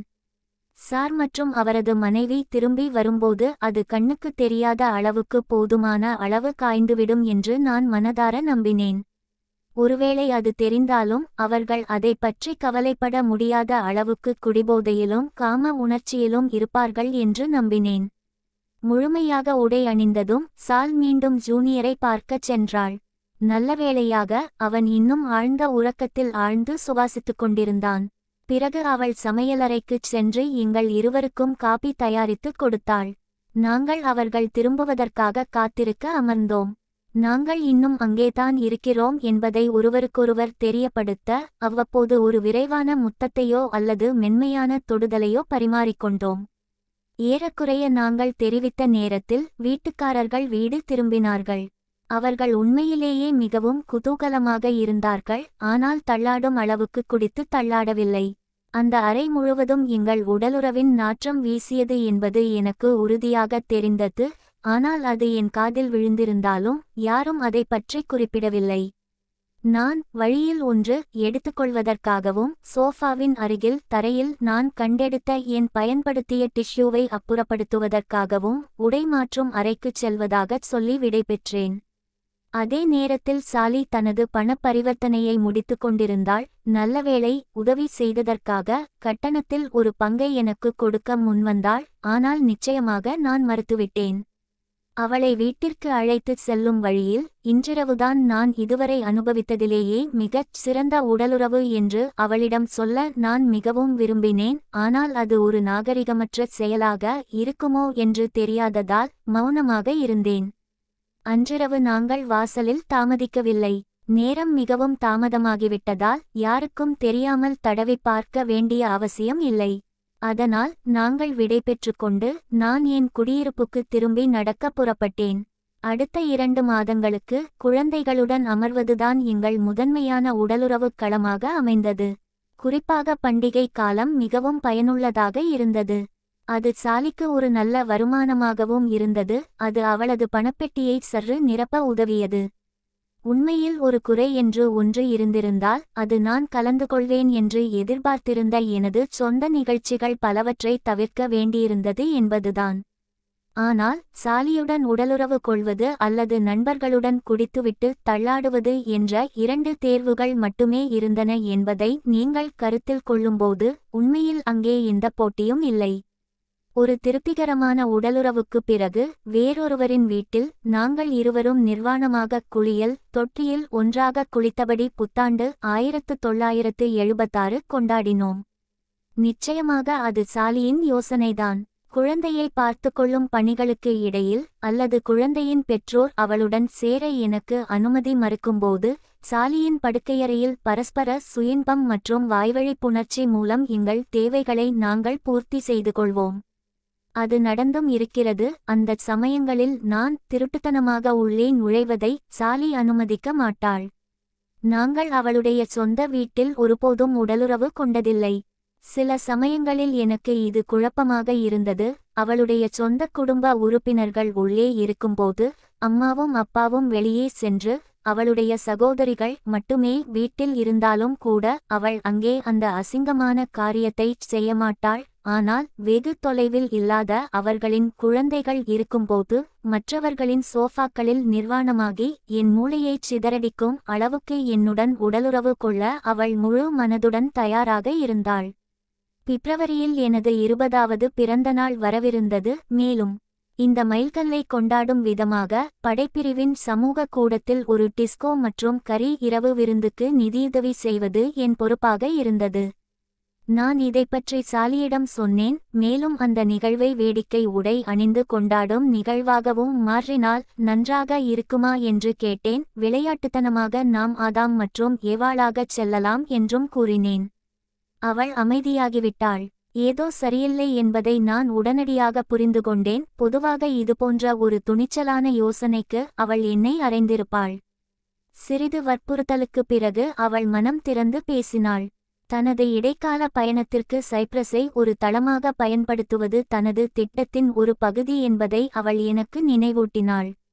3 மாத காலத்திற்குள் பல இடங்களுக்குச் செல்ல இங்கிலாந்தில் வசிக்கும் தனது முன்னாள் பள்ளித் தோழியுடன் அவள் இப்போது திட்டங்களை உறுதிப்படுத்தியிருந்தாள். அவர்கள் எகிப்தில் தங்கள் பயணத்தை தொடங்கவிருந்தனர். அங்கு சந்தித்து அங்கிருந்து புறப்படவிருந்தனர். அவள் என் பிறந்த நாளுக்கு முன்பே கிளம்பிவிடுவாள். அவள் இந்த ஏற்பாடுகளை இதுவரை என்னிடம் சொல்லாமல் வைத்திருந்ததால் எனக்கு மிகவும் கடுப்பாக இருந்தது. எங்களுக்கு மீதமிருந்த நேரத்தை கெடுத்துவிடக் கூடாது என்பதற்காக அந்த நாளுக்கு சற்று முன்பு வரை காத்திருப்பதாக அவள் கூறினாள். நான் அறியாமலேயே அந்த யோசனையை கெடுத்துவிட்டேன். சாலி தான் கிளம்பும் வரை எதுவும் சொல்லாதது போல எல்லாம் தொடர வேண்டும் என்றும் தான் நிரந்தரமாக போய்விடப் போவதில்லை என்றும் கூறினாள். ஆனால் அவளுடைய திட்டம் இன்னும் விரிவாக பயணம் செய்வதாக இருந்தால் அவள் விரைவில் மீண்டும் கிளம்பிவிடுவாள் என்று நான் சுட்டிக்காட்டினேன். பிறகு அவளுடைய இடைக்கால படிப்பு ஆண்டு முடிந்ததும் அவள் பல்கலைக்கழகத்திற்குச் சென்று விடுவாள். அங்கே என்னை பொறுத்தவரை அவள் உண்மையிலேயே நிரந்தரமாக போய்விடுவாள். இல்லை, நான் அவளை எவ்வளவு நேசித்தாலும் அவளுடன் உடலுறவு கொள்வதை எவ்வளவு விரும்பினாலும் எல்லாம் சுமூகமாக இருப்பது போல் பாசாங்கு செய்து அப்படியே முன்னேறிச் செல்ல என்னால் முடியவில்லை. அவள் இலையுதிர்காலத்தில் சைப்ரஸை விட்டுச் செல்வாள் என்பது எனக்கு தெரிந்திருந்தது. ஆனால் இந்த தருணத்திற்கு நான் தயாராக இல்லை. விஷயங்களை நிதானமாக யோசிக்க எனக்கு நேரம் தேவை என்றும் மறுநாள் பேசுவதாகவும் அவளிடம் கூறிவிட்டு எங்களின் வழக்கமான அணைப்பு மற்றும் முத்தம் இல்லாமல் அங்கிருந்து கிளம்பினேன். நான் நேராக மதுக்கடைக்குச் சென்று நன்றாக குடித்துவிட்டேன். மறுநாள் காலையில் தலைவலி இருந்தபோதிலும் நான் என் முடிவை எடுத்துவிட்டேன். நான் சாலியை கைவிடப் போகிறேன். அது எனக்கு மற்றொரு புதிய முதல் அனுபவமாக இருக்கும். அது நடக்கும் என்று நான் ஒருபோதும் நினைத்ததில்லை. திட்டமிட்டபடி நான் அவளை பின்னர் சந்தித்து என் மனதில் இருந்ததை எல்லாம் வெளிப்படையாகச் சொன்னேன். ஆம், அவள் மீது எனக்கு வலுவான உணர்வுகள் வளர்ந்திருந்தன. அவள் என்னை விட்டு பிரிந்து செல்வது எனக்கு பெரும் துயரத்தை அளித்தது. கடைசிவரை நாங்கள் ஒன்றாக இருந்தால் அது முழுக்க முழுக்க உடலுறவுக்காக மட்டுமே இருக்கும். அது எவ்வளவு அற்புதமாக இருந்தாலும் அது உண்மையில் ஒரு நல்ல யோசனை அல்ல. அது வெறும் இயந்திரத்தனமான உடலுறவாக மட்டுமே இருக்கும். என் கருத்துப்படி நாங்கள் இத்தோடு முடித்துக்கொண்டால் எங்கள் இருவருக்கும் எளிதாக இருக்கும். நீங்கள் என்ன நினைக்கிறீர்கள் என்று எனக்கு தெரியும். இயந்திரத்தனமான உடலுறவும் ஒரு நல்ல உடலுறவுதான். நீங்கள் சொல்வது சரியாக இருக்கலாம். அவள் அழுதாள். என் கண்களில் கண்ணீர் தழும்பியது. என் உறுதி கிட்டத்தட்ட உடைந்துவிட்டது. ஆனால் நான் உறுதியாக நின்றேன். கைவிடுபவராக இருந்த முன் அனுபவம் எனக்கு இல்லை. அதை எப்படிச் செய்வது என்றும் எனக்கு தெரியாது. அதனால் நான் அவளை அரை நிமிடம் இறுக்கமாக அணைத்து அவள் கன்னத்தில் முத்தமிட்டு திரும்பி பார்க்காமல் நடந்து சென்றேன். ஒருவரை கைவிட இது ஒரு கேவலமான வழியா? ஒருவேளை இருக்கலாம், ஆனால் ஒரு நல்ல வழி எது? அடுத்த சில வாரங்களுக்கு தலைவலியுடன் இருக்கும் கரடியைப் போல நான் தவித்தேன். அளவுக்கு அதிகமாக குடித்தேன். அடிக்கடி ஸ்ட்ரீட் கிளப்புகளுக்குச் சென்றேன். ஹீரோ ஸ்கொயருக்கு அருகிலுள்ள அந்த இடத்திற்கு மீண்டும் ஒருமுறை செல்லலாமா என்று கூட யோசித்தேன். ஆனால் அது ஒரு தற்காலிக மோகம் மட்டுமே என்று தெரிந்து அந்த முட்டாள்தனமான எண்ணத்தை மறந்துவிட்டேன். சாலி தனது பயணங்களுக்கு புறப்பட்டுவிட்டாள் என்பது உறுதியாக தெரியும் வரை அவளை சந்திக்க நேரிடும் சூழ்நிலைகளில் என்னை ஈடுபடுத்திக் கொள்வதை நான் வேண்டுமென்றே தவிர்த்தேன். நடந்தவை இருந்தபோதிலும் என்னால் சாலியை வெறுக்க முடியவில்லை. நாங்கள் இருவரும் ஒன்றாக மிகவும் மகிழ்ச்சியாகவும் அருமையான உடலுறவுடனும் இருந்தோம். இப்போது திரும்பி பார்க்கும்போது நான் உண்மையில் அவள் மீது காதல் கொண்டிருந்தேன் என்று நினைக்கிறேன். ஆனால் நாங்கள் இருவரும் இன்னும் இளமையாக இருந்தோம். வாழ்க்கை தொடர வேண்டும். சரி, உங்கள் மருத்துவர் இனி அதிக காலம் நீடிக்காது என்று சொல்லும் வரை குறைந்தபட்சம். அவள் தனது பயணங்களில் அற்புதமான அனுபவங்களையும் ஒருவேளை அருமையான உடலுறவையும் பெற்று மருத்துவராக வேண்டும் என்ற தனது லட்சியத்தை நிறைவேற்றுவாள் என்று நான் உண்மையாகவே நம்பினேன். ஒரு கதவு மூடினால் இன்னொரு கதவு திறக்கும் என்பார்கள். என் முகத்தில் மட்டுமே கதவுகள் படாரென சாத்தப்படுவது போல எனக்கு தோன்ற ஆரம்பித்தது. ஆனால் இந்த ஒரு முறை எனக்கு அந்த பழமொழி உண்மையாக போகிறது. நான் இன்னும் சில வாரங்கள் காத்திருக்க வேண்டியிருந்தது.